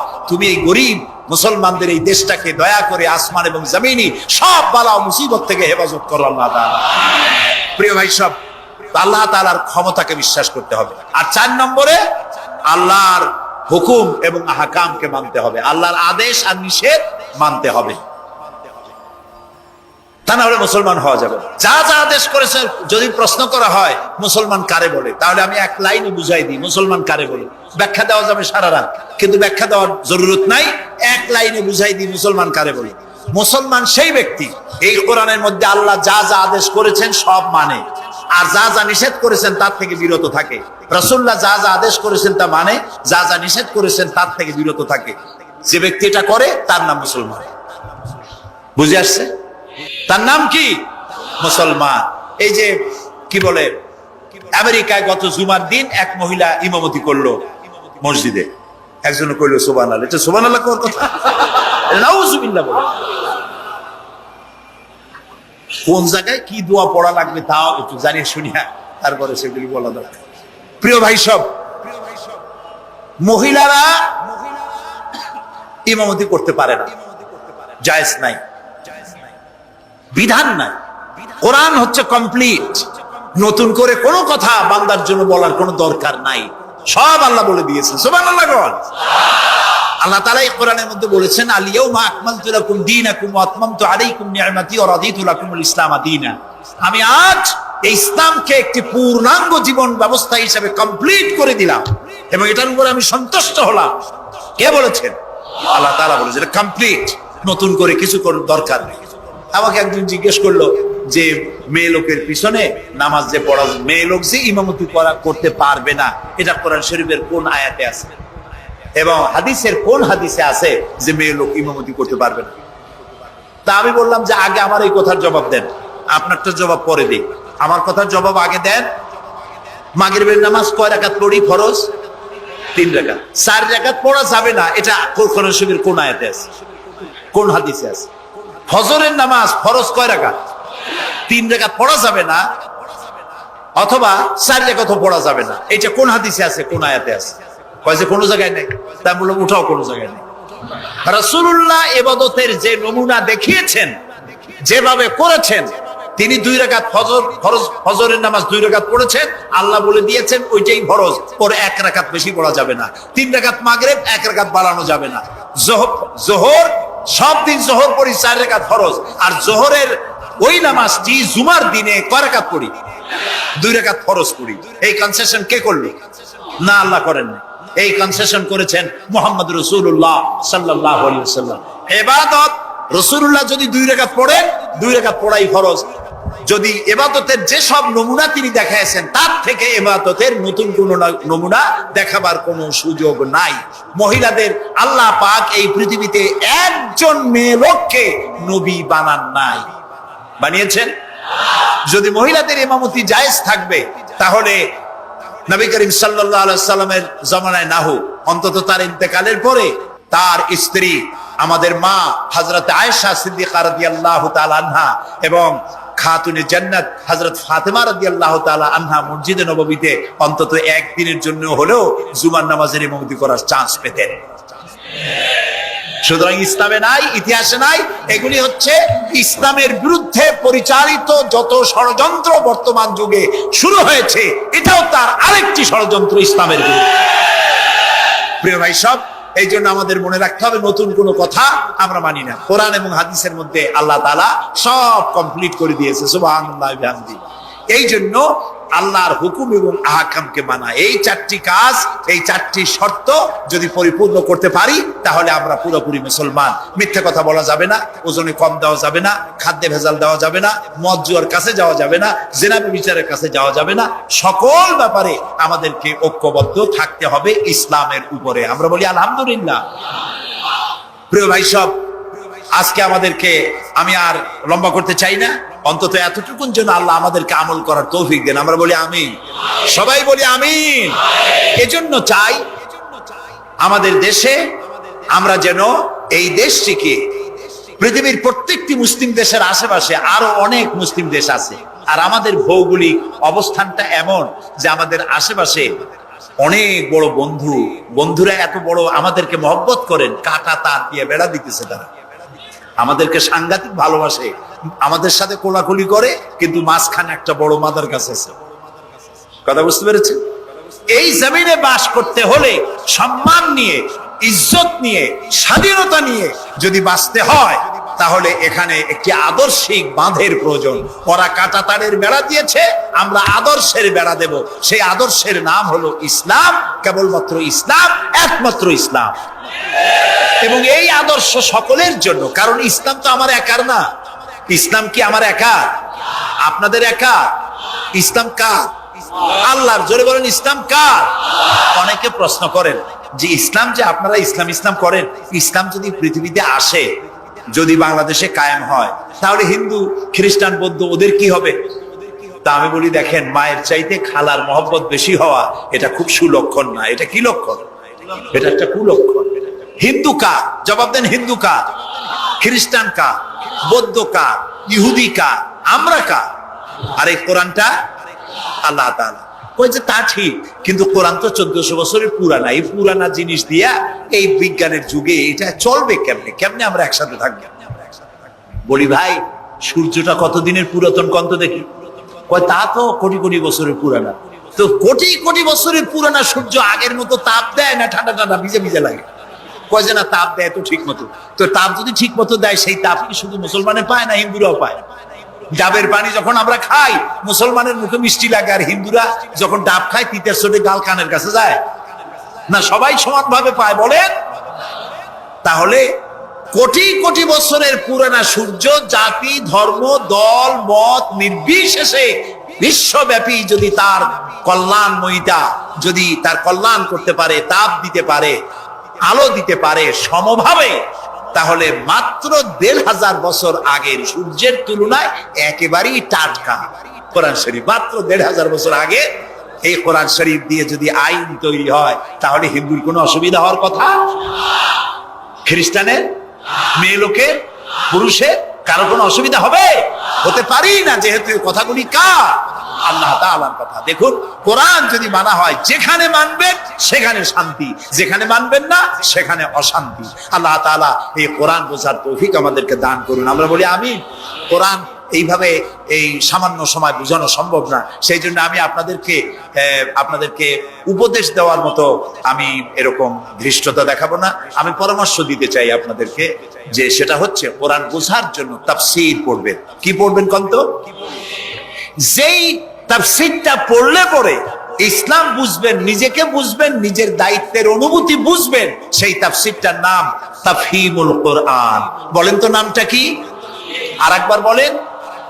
19 খণ্ডে সমাপ্ত। এটি নামটা যদিও আরবি, এটি বাংলায় অনুবাদ করা হয়েছে। বাংলা আমার মায়ের ভাষা, আলহামদুলিল্লাহ কোন। বাংলা ভাষার জন্য আমরা গর্বিত, আলহামদুলিল্লাহ কোন। আর ভাষার স্রষ্টা পৃথিবীর কোনো মানুষ নয়, ভাষার স্রষ্টা কে? আল্লাহ চুজ করেছেন আমাদেরকে বাংলা ভাষার জন্য, তাই আমরা বাংলা ভাষী। আর বাংলা আমার প্রিয় ভাষা, আমার মায়ের ভাষায়, আমার বাপের ভাষায়, এই বাংলা ভাষায় কোরআন শরীফে অনেক তাফসিরের বাংলা হয়ে গেছে, আলহামদুলিল্লাহ। এবং হাদিস, এমন কোন হাদিস নাই যার বাংলা হয় নাই। এমন কোন ইসলামী সাহিত্য যা মুসলমানদের জন্য প্রয়োজন, তার সবগুলি বাংলা ভাষায় ছাপা হয়ে গেছে, আলহামদুলিল্লাহ। কিন্তু আমাদের একটু কপাল খারাপ, এখানে বিমল মিত্রের কড়ি দিয়ে কিনলাম এত বড় বই, এগুলো পড়তে মাথায় যন্ত্রণা হয় না। শরতের রচনা বলি, রবীন্দ্রের রচনা বলি, বঙ্কিমের রচনা বলি, পড়তে মাথায় যন্ত্রণা হয় না। বড় বড় নাম করা নাট্যকারদের লেখা এই সেই হাবিজাবি কত বইপত্র, সব পড়তে পারে, কিন্তু কোরআন শরীফের একটা তর্জমা, একটা আয়াত, 2টা আয়াত পড়ার মতো ধৈর্য আমাদের নাই। প্রিয় ভাই, সব যারা পড়ে না তারা পৃথিবী গড়তে পারে না, যারা পড়ে তারাই গড়ে। আপনি চিন্তা করে দেখেছেন, গত 100 বছরের ভিতরে এই মুসলমানেরা পৃথিবীকে কিছু উপহার দিতে পেরেছে আবিষ্কার করে। আপনার পকেটে যে মোবাইল, আমার পকেটে যে মোবাইল, এটা আমাদের আবিষ্কার করা না। কম্পিউটার আমাদের আবিষ্কার করা না, কিন্তু যখন আমরা পড়তাম তখন আমরা আবিষ্কারও করতাম। এক সময় ঘড়িটা আমরা আবিষ্কার করেছি। আপনার আমার হাতে যে ঘড়ি, এই ঘড়ি আবিষ্কার করেছে মুসলমানেরা। কম্পাস আবিষ্কার করেছে মুসলমান। অ্যালজাবরা, ম্যাথামেটিক্স, জিওমেট্রি আবিষ্কার করেছে মুসলমানরা। এই সার্জারি, শল্য চিকিৎসা আবিষ্কার করেছে মুসলমানেরা। অনেক বন্দুক, কামান আবিষ্কার করেছে মুসলমানেরা। যারা যখন তারা পড়তো তখন তারা দেশ করত, পৃথিবী তাদের পায়ের উপরে চুমা খাইতো। এখন লেখাপড়া নাই, অন্যের বানানোটা সেইটা গ্রহণ করি। যদি পড়তাম তাহলে নিজেকেও করতে পারতাম, পৃথিবীকেও কিছু দিতে পারতাম।